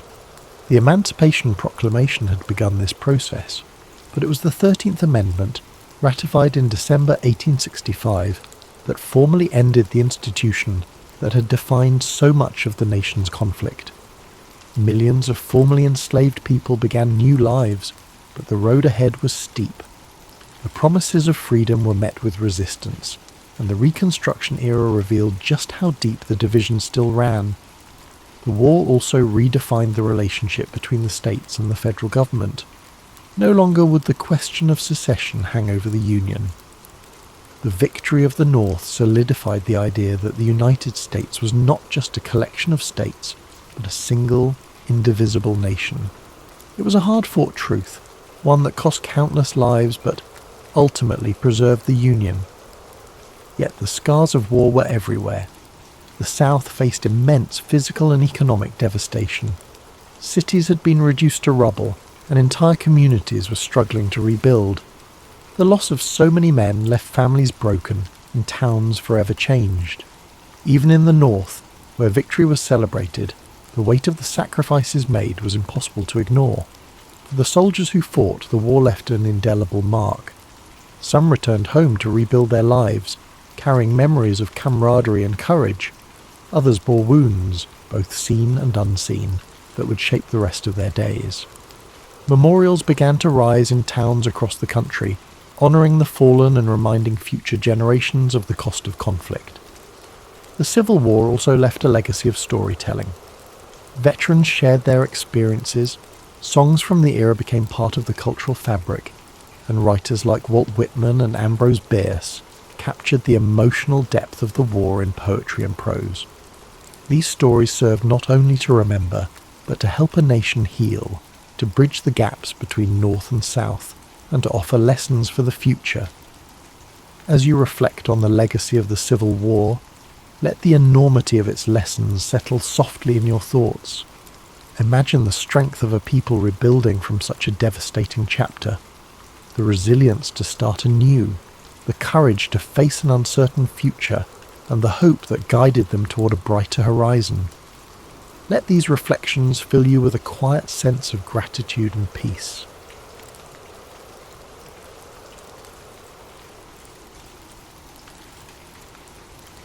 Its roots lie in the escalating tensions between the United States and Japan. In the early 20th century, Japan emerged as a dominant power in East Asia. Through rapid industrialization and military expansion, it asserted its influence. By the 1930s, Japan's imperial ambitions clashed with the interests of Western powers. Among these, the United States sought to maintain its influence in the Pacific. In 1937, Japan's invasion of China began its aggressive campaign for territorial control. This conflict brought atrocities, including the infamous Nanking Massacre. The international community condemned Japan's actions. In response, the United States imposed economic sanctions. Vital resources like oil and steel were cut off. For Japan, these sanctions were crippling. Its military and industrial capabilities were under threat. The Japanese government saw the sanctions as an existential crisis, and so they began to prepare for war. On December 7th, 1941, Japan launched a surprise attack on Pearl Harbor. This devastating strike crippled the US Pacific Fleet in Hawaii. The goal? Eliminate American naval power in the Pacific. This would give Japan free rein to expand its empire. While the attack dealt a significant blow, it galvanized the United States. Within days, America declared war on Japan. This marked the nation's full entry into World War II. After Pearl Harbor, Japan's military advanced rapidly. Territories like the Philippines, Singapore, and parts of Indonesia fell to their forces. The Japanese seemed unstoppable, dominating the Pacific with unrelenting campaigns. But in May 1942, cracks began to show. The Battle of the Coral Sea became a turning point. This costly engagement marked the first time Japan's expansion was checked. The United States stopped Japan from capturing Port Moresby in New Guinea. This preserved a critical Allied position. Despite this setback, Japan remained confident. Its military leaders, particularly Admiral Isoroku Yamamoto, planned a decisive battle. Yamamoto's strategy was ambitious. He aimed to lure the US fleet into a trap by attacking Midway Atoll. Midway was remote but strategically vital. Its proximity to Hawaii made it a key target. If captured, Midway would allow Japan to extend its defensive perimeter. It might even threaten the American mainland. Unbeknownst to the Japanese, the United States had a crucial advantage. American cryptographers, led by Lieutenant Commander Joseph Rochefort, had broken Japan's naval codes. Through intercepted communications, US intelligence uncovered the plan. The attack on Midway, codenamed Operation MI, was no longer a secret. Armed with this knowledge, Admiral Chester W. Nimitz took action. As commander of the US Pacific Fleet, he devised a bold counter-strategy. Rather than falling into Yamamoto's trap, Nimitz planned to ambush the Japanese fleet. In preparation, Nimitz assembled his forces. The US Navy had 3 carriers available: USS Enterprise, USS Hornet, and USS Yorktown. The Yorktown, damaged during the Battle of the Coral Sea, was a critical piece. Repaired in record time, it returned to action just in time for the fight. These carriers, along with their escorts and aircraft, represented America's best hope. This was their chance to turn the tide in the Pacific. On the morning of June 4th, 1942, the battle began. Japanese aircraft launched waves of attacks on Midway Atoll. Bombs rained down, targeting airstrips and defences. The defenders, though heavily outnumbered, fought valiantly. Anti-aircraft fire and fighter planes took a toll on the attackers. Yet Midway suffered significant damage. Even so, the Japanese failed to achieve their primary goal, neutralising Midway's air power. As the Japanese prepared for a second wave, the Americans struck back. Carrier-based aircraft launched a bold counterattack. The first waves of US torpedo bombers faced devastating losses. Their slow, outdated planes were no match for the agile Japanese Zero fighters. Many brave crews were lost, but their sacrifice distracted the Japanese defences. This left the enemy fleet vulnerable. At a critical moment, American dive bombers arrived. They found the Japanese carriers, Akagi, Kaga, and Soryu, completely exposed. The ships were refueling and rearming planes. Their decks were crowded with explosives. The American bombers struck with devastating precision. Direct hits ignited explosions and fires. Akagi, Kaga, and Soryu were consumed by flames. This was a catastrophic blow to Japan's naval power. The 4th Japanese carrier, Hiryu, launched a counterstrike. It managed to severely damage the USS Yorktown, but the Americans regrouped quickly. They launched a final attack, sinking Hiryu by the end of the day. All 4 Japanese carriers were destroyed. This marked a turning point, not just in the battle, but in the war itself. The fighting continued for several days. The Japanese attempted to regroup and retreat. By June 7th, it was over. The United States had achieved a decisive victory. Japan's primary carriers were sunk. Their ability to project power in the Pacific was crippled. The loss was catastrophic for Japan. Over 3,000 sailors and airmen were killed. Their fleet suffered irreparable damage. The Battle of Midway marked a turning point.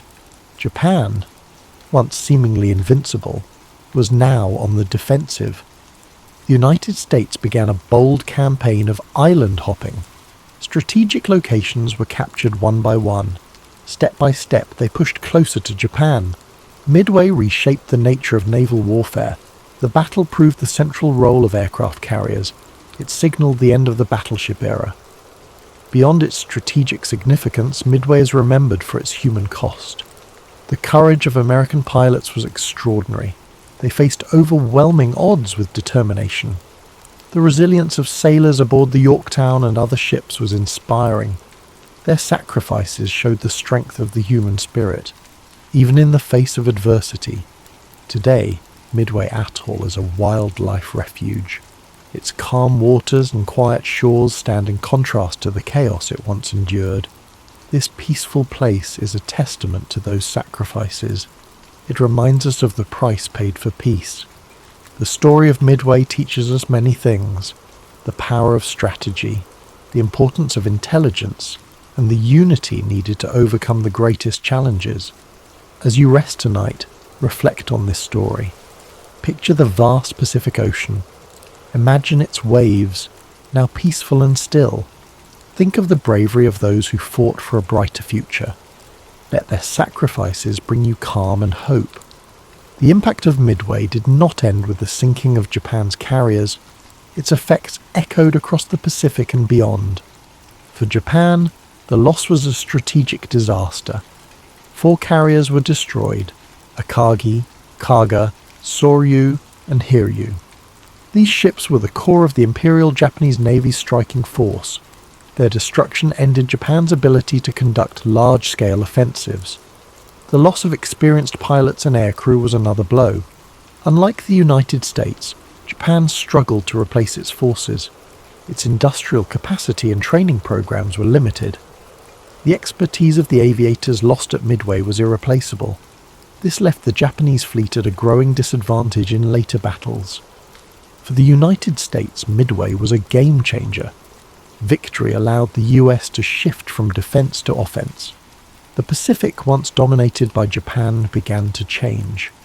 American morale soared. The victory proved Japan's expansion could be halted and reversed. For the first time, the Allies had a clear path forward. The island-hopping strategy followed soon after. Allied forces targeted key Japanese-held islands. They bypassed heavily fortified positions, choosing strategic locations instead. Each island captured brought the Allies closer to Japan's home islands. Japanese supply lines were cut off, isolating their forces. One of the first campaigns to build on Midway's success was the Battle for Guadalcanal, which began in August 1942. This grueling 6-month campaign saw the United States gain its first major foothold in the Pacific. It marked the beginning of Japan's long retreat. The lessons learned at Midway, particularly the importance of air superiority in carrier-based operations, were applied repeatedly in the battles that followed. The psychological impact of Midway was equally profound. For Japan, the defeat shattered the aura of invincibility that had surrounded its navy. The loss of the carriers that had spearheaded the attack on Pearl Harbor was a blow. It was a blow not only to Japan's military capabilities, but also to its national pride. The morale of Japanese troops and citizens began to waver. The realization set in: victory might not be achievable. For the United States and its allies, Midway was a source of inspiration and determination. The victory demonstrated that careful planning, intelligence, and courage could overcome even the most formidable adversaries. It strengthened the resolve of Allied forces and galvanized the American public, who now saw a path to ultimate victory in the Pacific. The Battle of Midway also highlighted the evolving nature of naval warfare. The era of the battleship, long considered the dominant force in naval strategy, was over. Midway confirmed that aircraft carriers and their air groups were the new kings of the sea. Control of the skies became the determining factor in naval engagements. This shift would influence military doctrine for decades to come. The role of intelligence in the battle cannot be overstated. The work of American codebreakers, who deciphered Japan's naval plans, provided a critical advantage. This allowed the United States to prepare and execute its ambush. This achievement underscored the importance of information and communication in modern warfare. It set the stage for the development of sophisticated intelligence operations in future conflicts. As the war progressed, the impact of Midway became increasingly evident. The Japanese Navy, once a dominant force, found itself unable to mount large-scale operations. Meanwhile, the United States, with its unmatched industrial capacity, continued to build and deploy new carriers, planes, and ships. By 1944, the balance of power in the Pacific had shifted decisively in favor of the Allies. Today, the story of Midway is remembered not just as a battle. It is a testament to the resilience, ingenuity, and bravery of those who fought there. It serves as a reminder of the sacrifices made by the greatest generation, and the lessons of courage, strategy, and unity that shaped the outcome of the war. The site of the battle, Midway Atoll, is now a place of peace and reflection. Designated as a national wildlife refuge, it is home to a rich diversity of marine and bird life.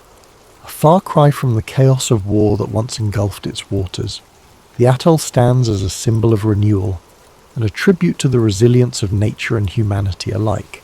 As you reflect on the events of the Battle of Midway, imagine the vast, quiet expanse of the Pacific, its waters calm and still under a starry sky. Let the courage and determination of those who fought fill you with a sense of gratitude and inspiration. Their sacrifices remind us of the strength and resilience within each of us and the enduring hope for peace. After the decisive American victory at Midway, the Imperial Japanese Navy found itself in a precarious position. With the loss of 4 carriers, over 300 aircraft, and their experienced crews, Japan's ability to project power across the Pacific was irreparably weakened. The battle also exposed critical flaws in Japan's strategic planning and overconfidence. Despite early successes in the war, the Japanese High Command underestimated the United States' industrial capacity, intelligence capabilities, and the sheer determination of its forces. Midway was a psychological blow to Japan. The once dominant Japanese Navy now faced a growing and increasingly confident American fleet. This loss of momentum had a cascading effect on Japanese strategy. Without the naval supremacy they had relied upon, Japan was forced into a defensive posture, scrambling to protect its remaining territories and resources. Meanwhile, the United States capitalized on its victory to push forward with its island-hopping campaign. This strategy involved bypassing heavily fortified Japanese strongholds in favor of capturing strategically significant islands.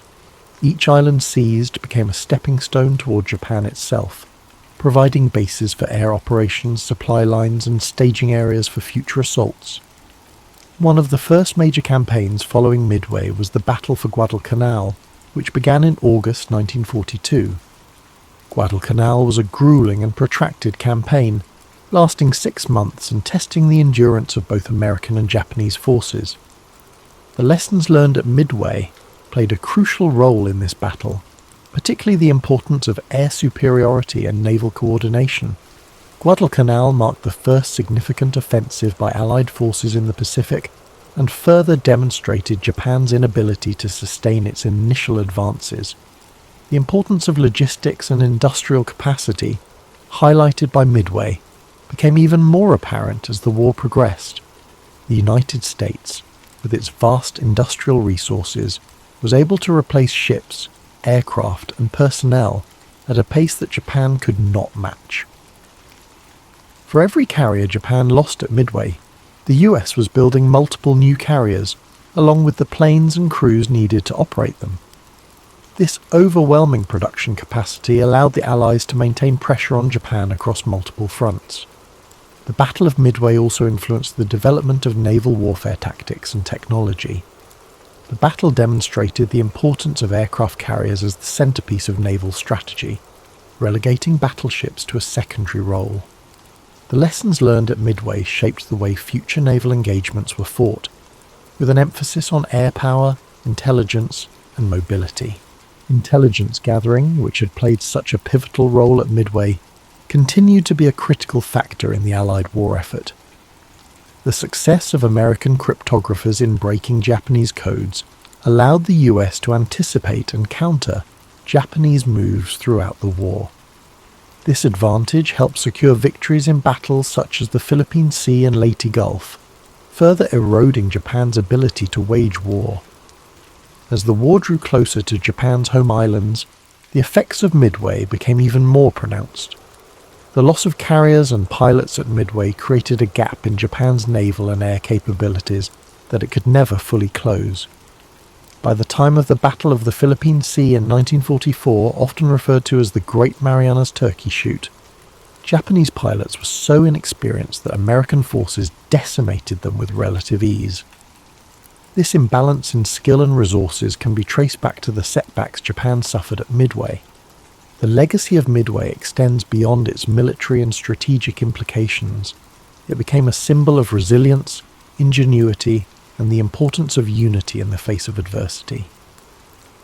For the United States, the victory at Midway represented a turning point in a war that had begun with the devastating losses at Pearl Harbor.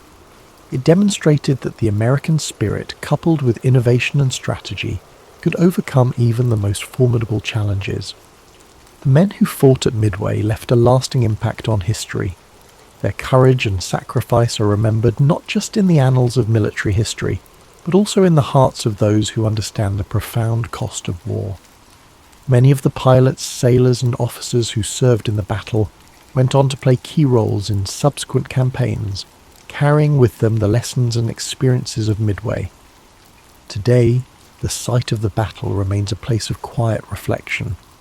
Midway Atoll, now a national wildlife refuge, is home to diverse marine and bird life, a stark contrast to the chaos that once engulfed its waters. The peaceful serenity of the atoll serves as a poignant reminder of the cost of war and the enduring hope for peace. The story of Midway is one of triumph and tragedy, of strategy and sacrifice. It is a reminder of the resilience of the human spirit and the importance of standing firm in the face of adversity. As we reflect on this pivotal moment in history, let us remember the bravery of those who fought, the lessons they taught us, and the enduring legacy of their actions. Picture the calm waters of the Pacific, the waves gently lapping against the shores of the atoll. Imagine the bravery of those who took to the skies and seas, their sacrifices shaping the course of history. Let their legacy remind you of the strength and resilience within us all. Thank you for joining us tonight on History and Sleep. May the story of the Battle of Midway bring you reflection, perspective, and a deep sense of gratitude. Sleep well, and may your dreams be filled with the quiet strength of those who came before us, and the enduring hope for a better world. Sweet dreams, and drift off to sleep with rain.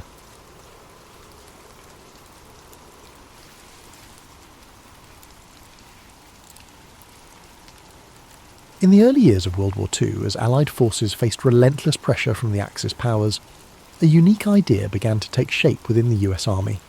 This concept revolved around an unconventional approach to warfare, the use of deception as a primary strategy to mislead and confuse the enemy. Officially known as the 23rd Headquarters Special Troops, this unit would come to be famously known as the Ghost Army, a name as mysterious and evocative as its purpose. The idea for such a unit stemmed from earlier British successes with deception tactics during the North African campaign. Inspired by the British, the US military leadership decided to create a similar team of highly skilled individuals who could simulate entire divisions and manipulate enemy decision-making through illusions. It was a daring experiment that blurred the line between art and warfare. So, to bring this ambitious vision to life, the military sought out recruits with unique skill sets. Unlike typical soldiers, the Ghost Army was composed of artists, designers, engineers, sound technicians, and even actors. Many of these individuals had no prior combat experience, but were instead recruited from art schools, advertising agencies, and design firms. Their creativity and technical expertise would prove invaluable in crafting the elaborate ruses needed to deceive German forces. From the very beginning, the Ghost Army operated under a veil of secrecy. Its mission was to create diversions, feints, and false operations that would distract the enemy and protect Allied troops during key military campaigns. To achieve this, the unit relied on a combination of inflatable tanks, sound effects, fake radio transmissions, and carefully choreographed movements.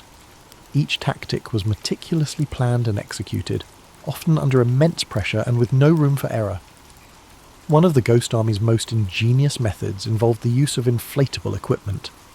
Rubber tanks, trucks, and artillery pieces were designed to look convincing from a distance, creating the illusion of a formidable force. These decoys were lightweight and portable, allowing the unit to set up and dismantle fake encampments in record time. The sight of rows of vehicles in strategic locations was often enough to make enemy reconnaissance planes report the presence of a large Allied force. But visual deception was only one part of the equation. The Ghost Army also employed sophisticated sound technology to enhance their illusions. Using state-of-the-art recording equipment, they created audio tracks of rumbling tanks, marching soldiers, and the din of a bustling military base. These sounds were played through powerful speakers mounted on trucks, which could project the noises up to 15 miles away.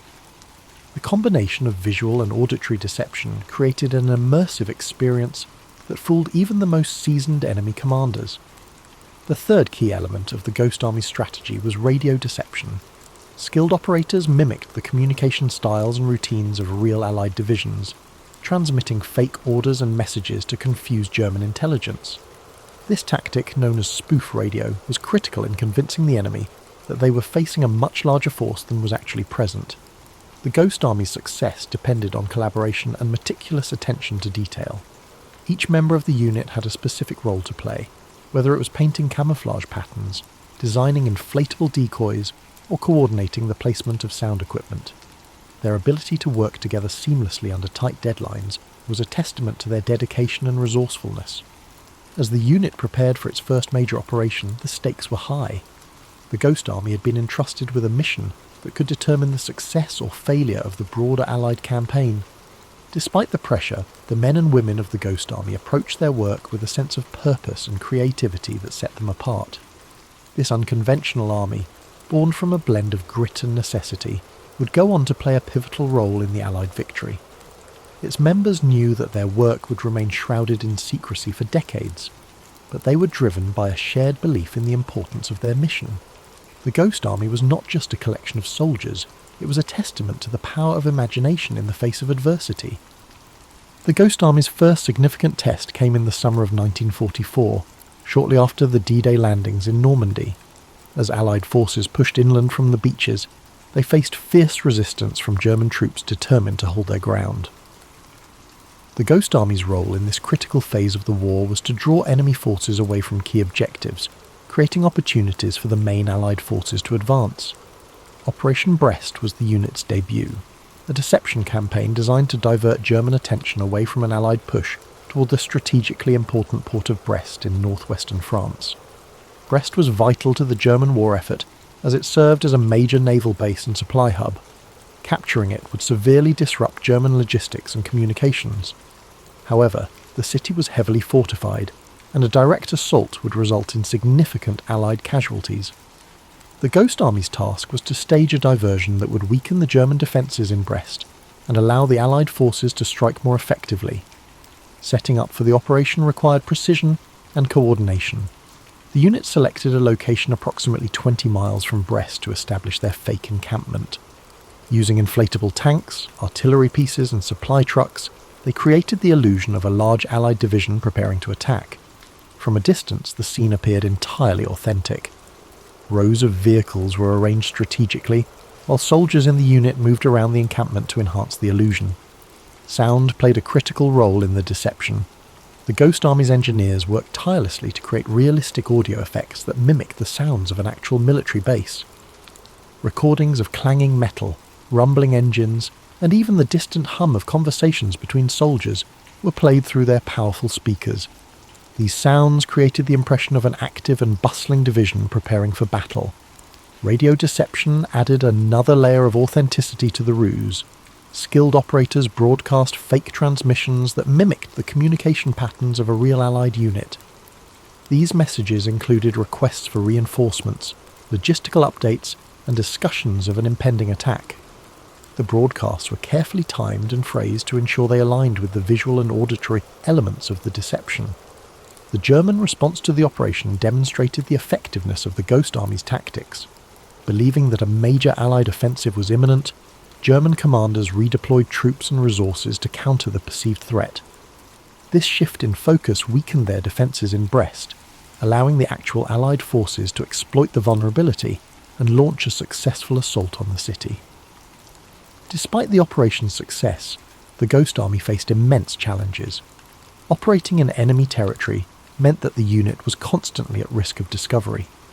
The soldiers had to maintain the illusion at all times, knowing that even a single misstep could expose their deception and compromise the entire mission. The pressure was intense, but the unit's creativity and discipline ensured that their efforts remained convincing. One of the most remarkable aspects of the operation was the ingenuity and adaptability of the soldiers. They found ways to enhance the realism of their deceptions, using camouflage techniques to hide their inflatable equipment from close inspection, and employing creative storytelling to maintain the illusion during interactions with locals.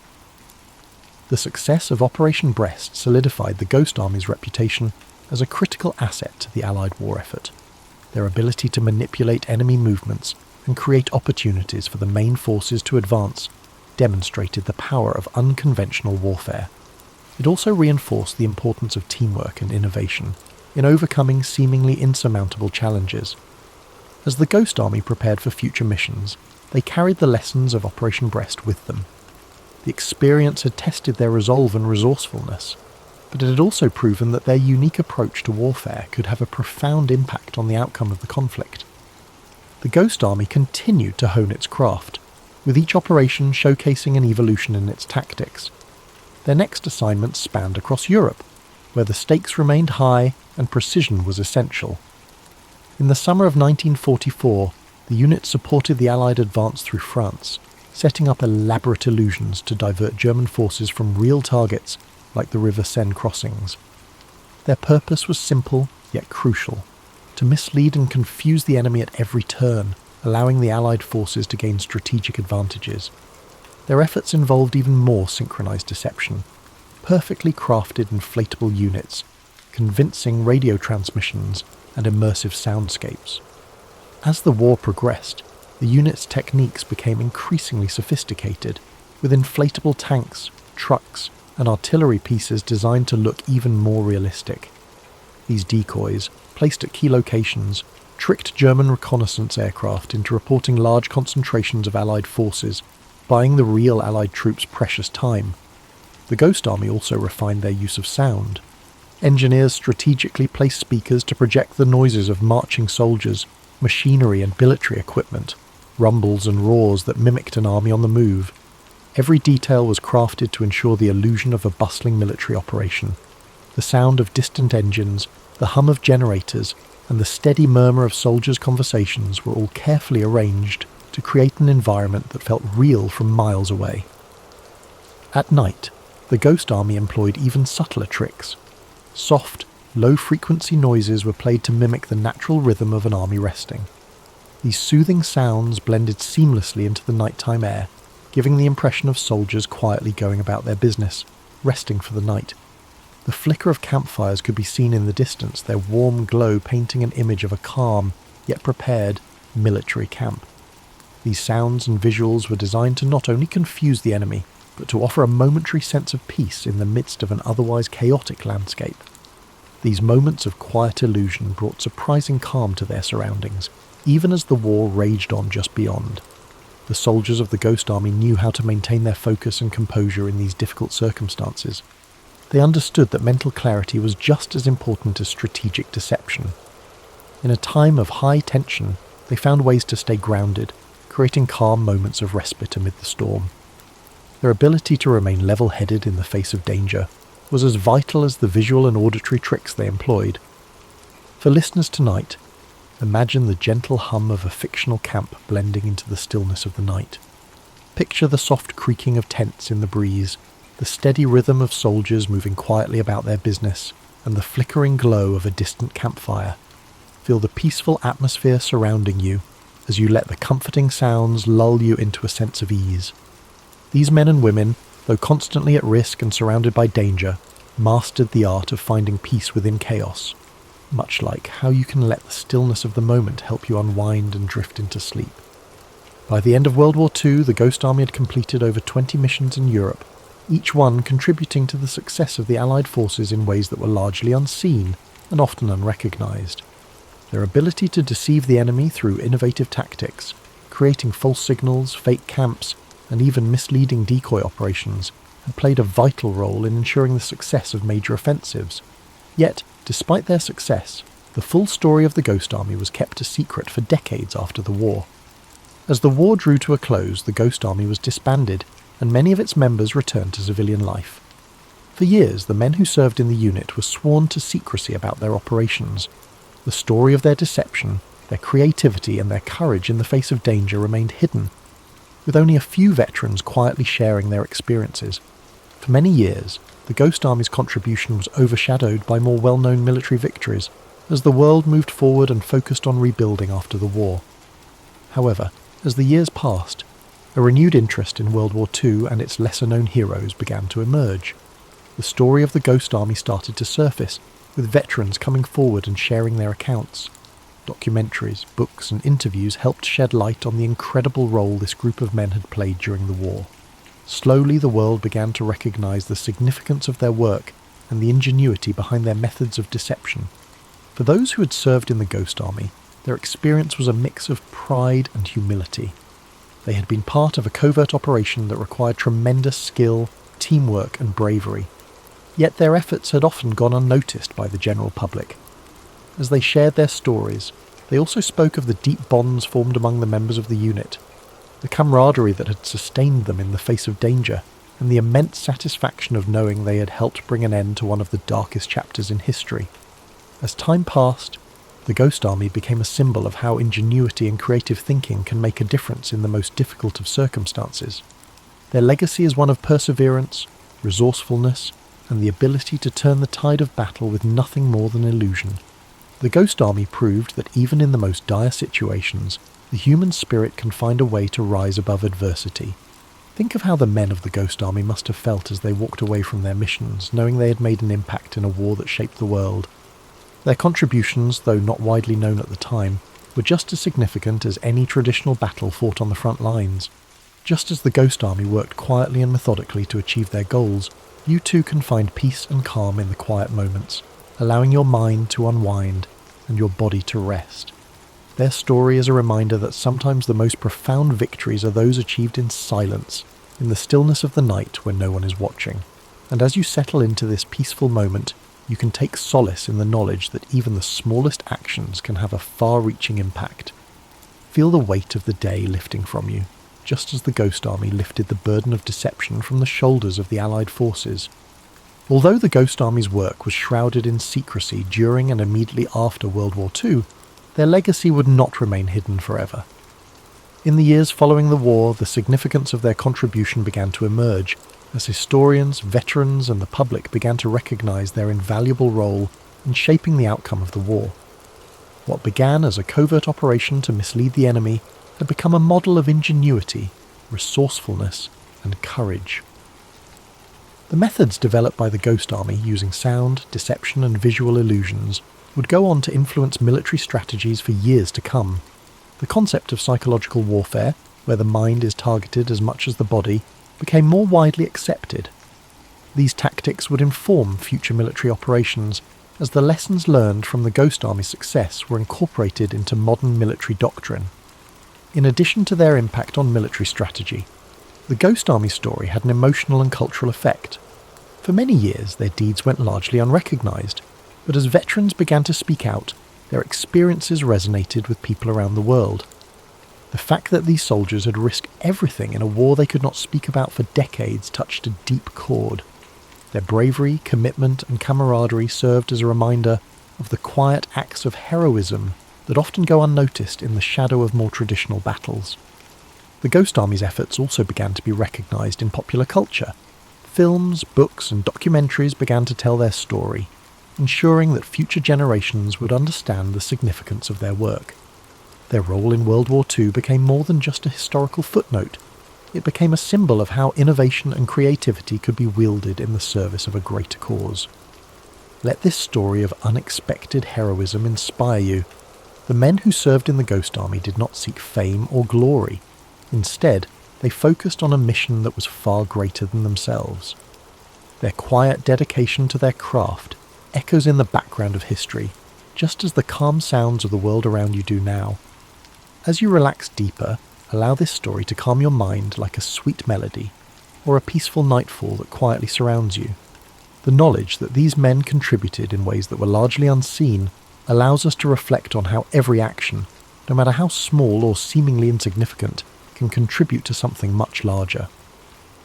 The Ghost Army may have operated in silence, but the echoes of their efforts resonate still, offering a reminder that there is power in subtlety, in quiet strength, and in the peaceful moments when we step back to reflect. As decades passed, the Ghost Army's influence continued to ripple through both military strategy and cultural memory.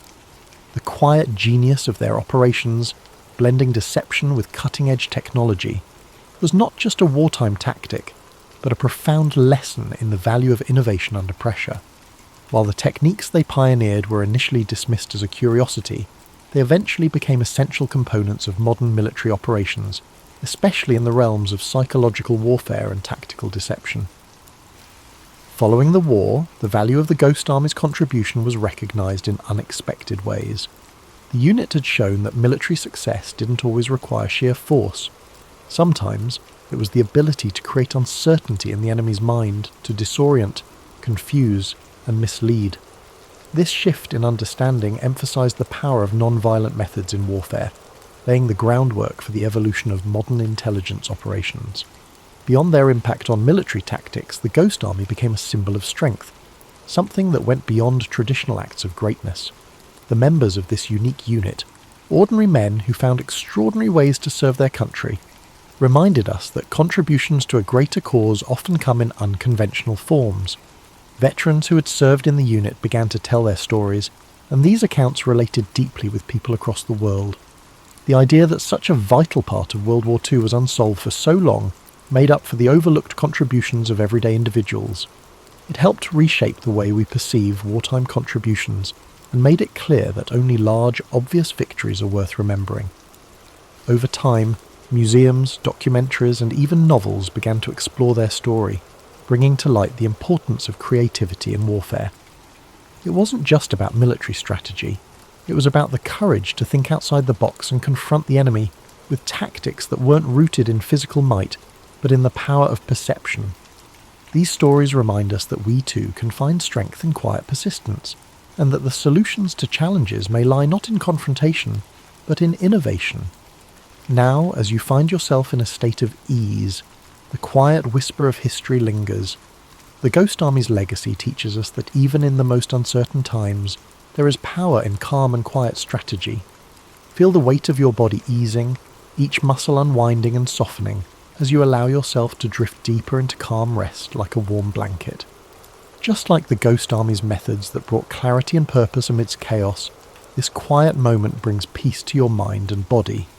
This isn't necessarily the ending of our story, but the beginning of a restful journey into the stillness of sleep. Sweet dreams.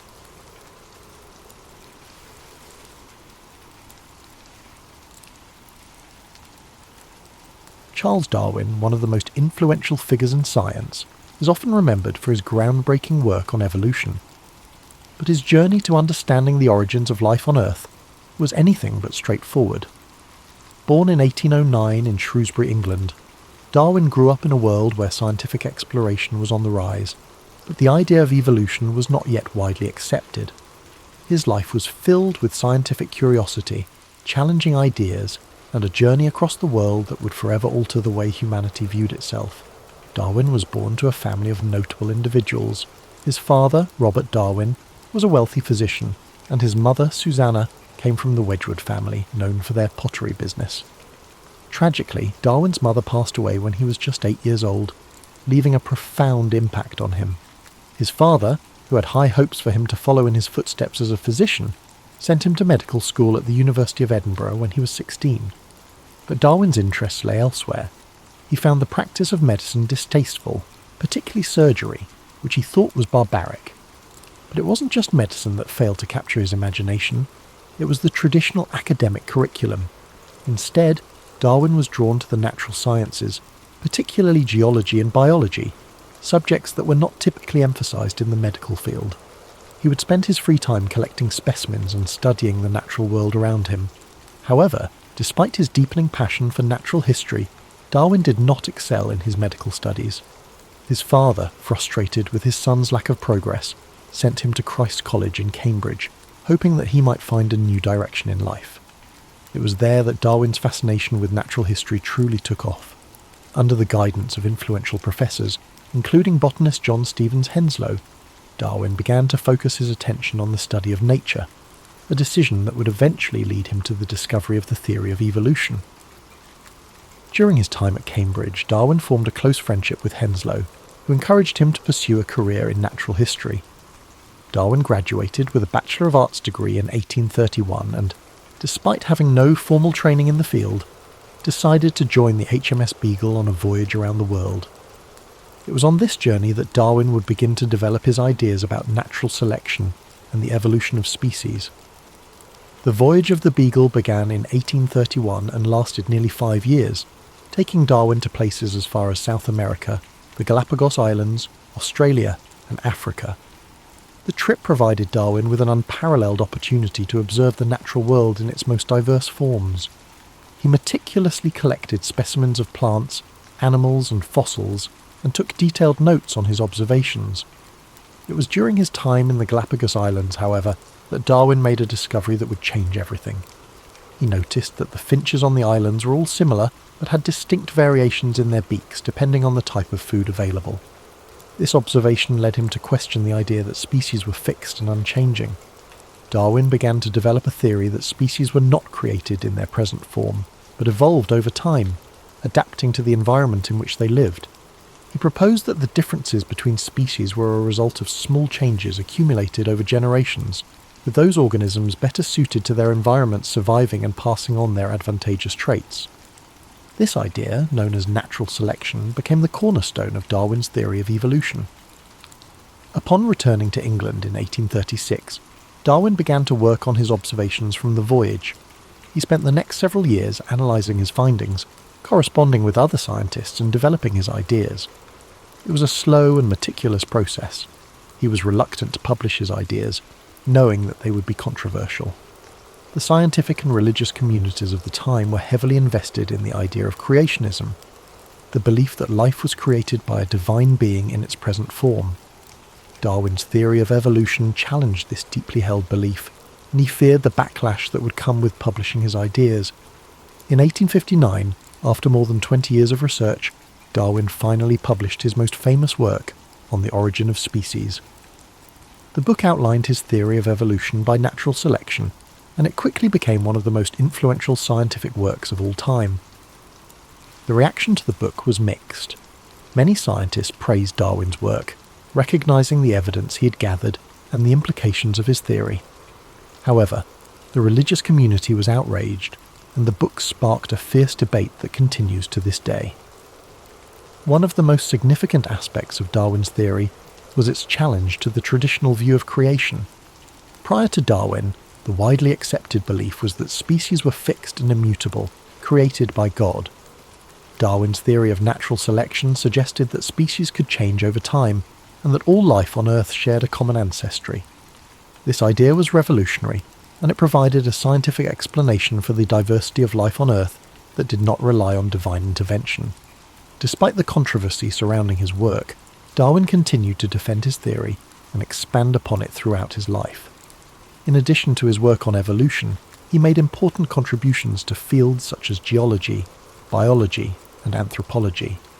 He was also a vocal advocate for the importance of scientific inquiry and the need to question established beliefs. His work laid the foundation for modern biology and helped to shape the course of scientific thought in the years that followed. Darwin's personal life was not without its struggles. He suffered from various health problems throughout his life. including chronic illnesses that plagued him for much of his adulthood. Some historians believe that these ailments were a result of the stress and anxiety caused by the controversy surrounding his work. Darwin was also deeply affected by the death of his beloved daughter, Annie, in 1851. Her death, at the age of 10, profoundly impacted Darwin, and he became more reclusive in the years that followed. Despite these personal challenges, Darwin continued to work on his research and ideas. In his later years, he published several additional works, including The Descent of Man, in which he explored the implications of his theory of evolution for human beings. He also continued to correspond with scientists and researchers around the world, exchanging ideas and collaborating on scientific projects. Charles Darwin passed away on April 19, 1882, at the age of 73. His death marked the end of a remarkable life dedicated to understanding the natural world. He was buried in Westminster Abbey, a testament to the profound impact his work had on the scientific community and the world at large. His theory of evolution by natural selection continues to shape our understanding of biology, genetics, and the history of life on Earth. Though Darwin's ideas were controversial in his time, they have since become widely accepted and have fundamentally altered the way we view the natural world. His work has influenced generations of scientists, philosophers, and thinkers, and his legacy continues to live on today. Charles Darwin may not have had all the answers, but his relentless curiosity and dedication to scientific inquiry have left an indelible mark on human history. As we reflect on the profound impact of Darwin's life and work, it's important to consider not only his scientific contributions, but also the broader implications his ideas had on society. Darwin's theory of evolution challenged not just the scientific community, but also deeply held beliefs about human existence, our place in the world, and the origins of life itself. At the time Darwin published On the Origin of Species, the idea of evolution was not new. The concept had been suggested by other thinkers before him, such as Jean-Baptiste Lamarck and Alfred Russel Wallace. However, it was Darwin who provided the most compelling evidence and a cohesive theory of how evolution occurred, through natural selection. His work brought together ideas from various fields of biology, geology, and paleontology, making a case for evolution that was based on observable evidence, rather than conjecture or religious dogma. While the controversy surrounding Darwin's ideas was significant in his time, it's also important to understand how these ideas influenced the course of modern science. Today, the theory of evolution is a cornerstone of biology, and its principles apply to everything from genetics and genetics-based medicine to the study of animal behavior and the environment. Evolution has shaped how scientists understand the relationships between species, the mechanisms of genetic inheritance, and the patterns of life on Earth. But Darwin's influence extends far beyond biology. His ideas have left an indelible mark on philosophy, ethics, and even social sciences. For instance, Darwin's theory of natural selection has had a significant impact on discussions around human nature and society. His ideas were taken up by social theorists like Herbert Spencer, who coined the term survival of the fittest, though it's important to note that Darwin himself never used this term in relation to human society. In the years following the publication of On the Origin of Species, Darwin's ideas became increasingly important in various fields.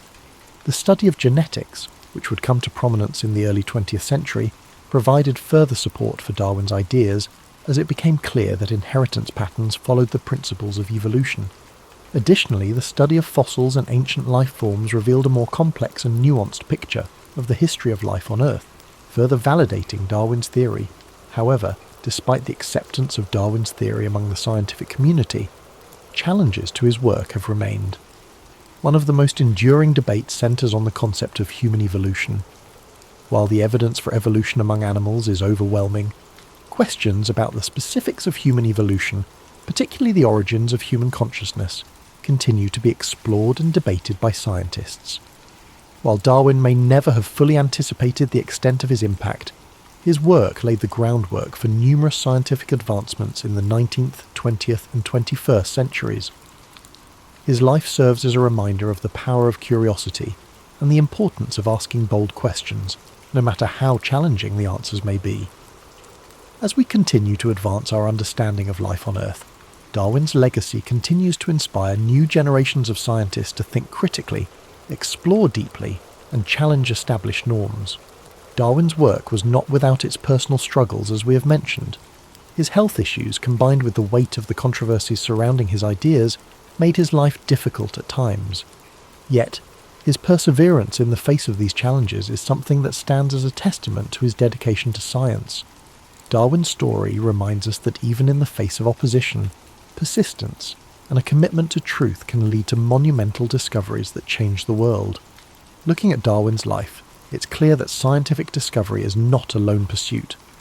While Darwin's genius played a pivotal role in shaping his ideas, he was not working in isolation. He exchanged ideas with other thinkers, and his work was built upon the contributions of countless others, from the fossil discoveries of Georges Cuvier to the evolutionary ideas of Lamarck and Wallace. Darwin's theory of evolution by natural selection was a product of collaboration and cumulative knowledge.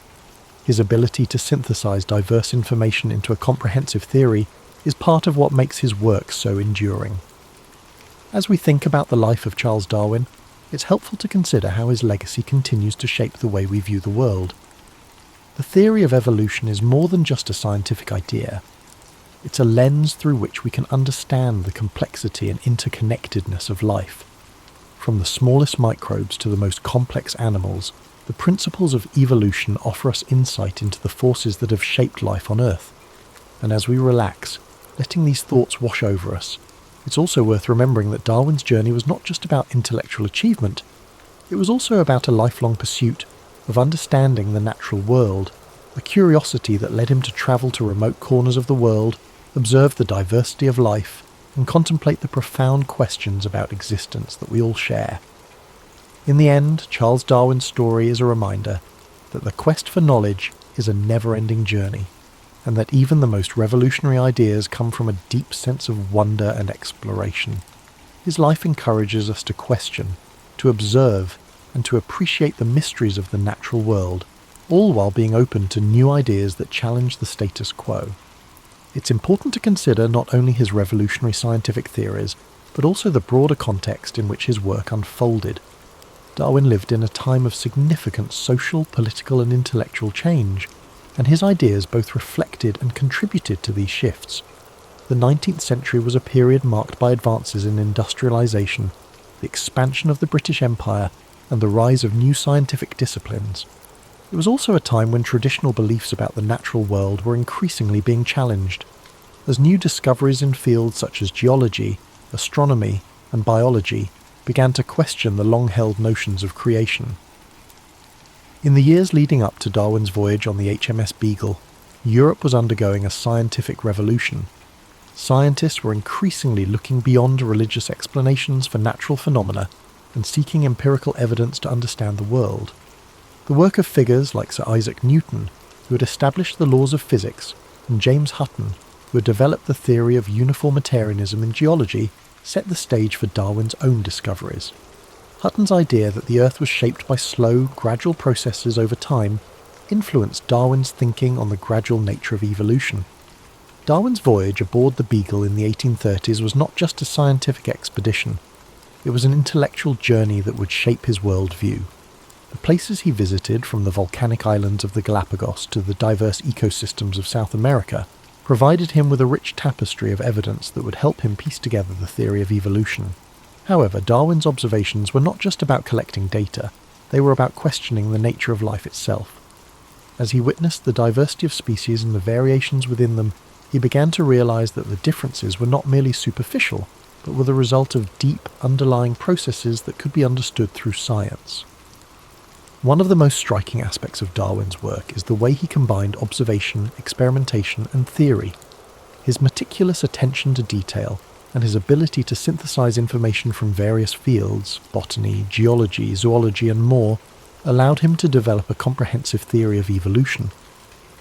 This interdisciplinary approach set Darwin apart from many of his contemporaries and paved the way for future scientific exploration.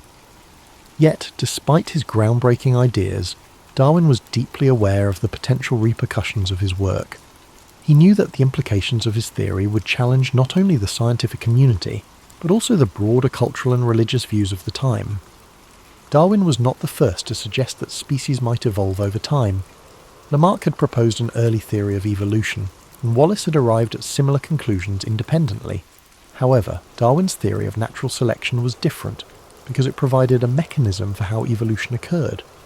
Unlike Lamarck, who suggested that organisms could pass on traits acquired during their lifetime, Darwin argued that natural selection, whereby the fittest individuals survive and pass on their advantageous traits, was the driving force behind evolution. Darwin's caution in publishing his ideas is often noted by historians. He spent more than 2 decades refining his theory before releasing On the Origin of Species, in part due to the anticipated backlash. When the book was finally published in 1859, it created a storm of controversy. While many scientists, particularly those in the emerging fields of genetics and paleontology, quickly embraced Darwin's ideas, the religious community vehemently opposed them. The idea that humans were not created in the image of God but were instead the result of a long process of natural selection was, and still is, a deeply contentious issue. This opposition did not deter Darwin, though. He continued to defend his ideas and engage in public debates, ultimately cementing his place as one of the most influential scientists in history. One of the reasons Darwin's theory has remained so influential is its ability to explain the complexity of life in a coherent and scientifically rigorous manner. Today, with the advent of modern genetics and molecular biology, Darwin's theory has been supported and expanded upon in ways he could not have imagined. The discovery of DNA and the understanding of genetic inheritance have provided a detailed mechanism for how traits are passed down through generations, supporting the concept of natural selection. In this way, Darwin's ideas have stood the test of time, evolving alongside new discoveries and technologies. Yet, despite the overwhelming evidence supporting Darwin's theory, there are still those who continue to reject it. The debate over evolution remains one of the most contentious issues in modern society, particularly in the United States, where creationism and intelligent design are still promoted by some as alternatives to the theory of evolution. This ongoing debate highlights the intersection of science, religion, and education, and underscores the enduring power of Darwin's ideas to spark discussion and challenge existing beliefs. As we consider Darwin's impact, it's also important to recognise the personal sacrifices he made for his work. His health, which had always been fragile, deteriorated further in the years following his publication of On the Origin of Species. Some historians suggest that Darwin's chronic illnesses were exacerbated by the stress of the intense public scrutiny and the isolation he felt from his scientific peers. In addition, the death of his daughter Annie, whom he was very close to, left him devastated and further deepened his reclusiveness. Darwin spent the remaining years of his life largely withdrawn from public life, focusing on his research and writing. Yet even in his seclusion, he continued to contribute to the scientific community, publishing additional works, including The Descent of Man, which applied his theory of evolution to human beings. Darwin's contributions to science were not limited to his work on evolution. He also made important discoveries in the fields of geology, plant biology, and zoology. His observations on the geology of the Beagle's voyage contributed to the development of uniformitarianism, the idea that the Earth's features were shaped by slow, continuous processes. His studies of barnacles and the fertilization of orchids also provided valuable insights into the world of natural history. Today, Charles Darwin is regarded as one of the most important figures in the history of science. His work has influenced fields ranging from biology and genetics to psychology, anthropology, and even philosophy. His legacy extends beyond his scientific contributions. However, Darwin's life is a testament to the power of curiosity, persistence, and critical thinking. It reminds us that even in the face of doubt and controversy, it is often the most challenging questions that lead to the greatest discoveries. As we close the story of Charles Darwin, we can take a moment to reflect on his journey, not just as a scientist, but as a person who dedicated his life to understanding the mysteries of the natural world. His work has changed the way we view life on Earth, and has opened up new avenues of inquiry that continue to shape our understanding of the world around us.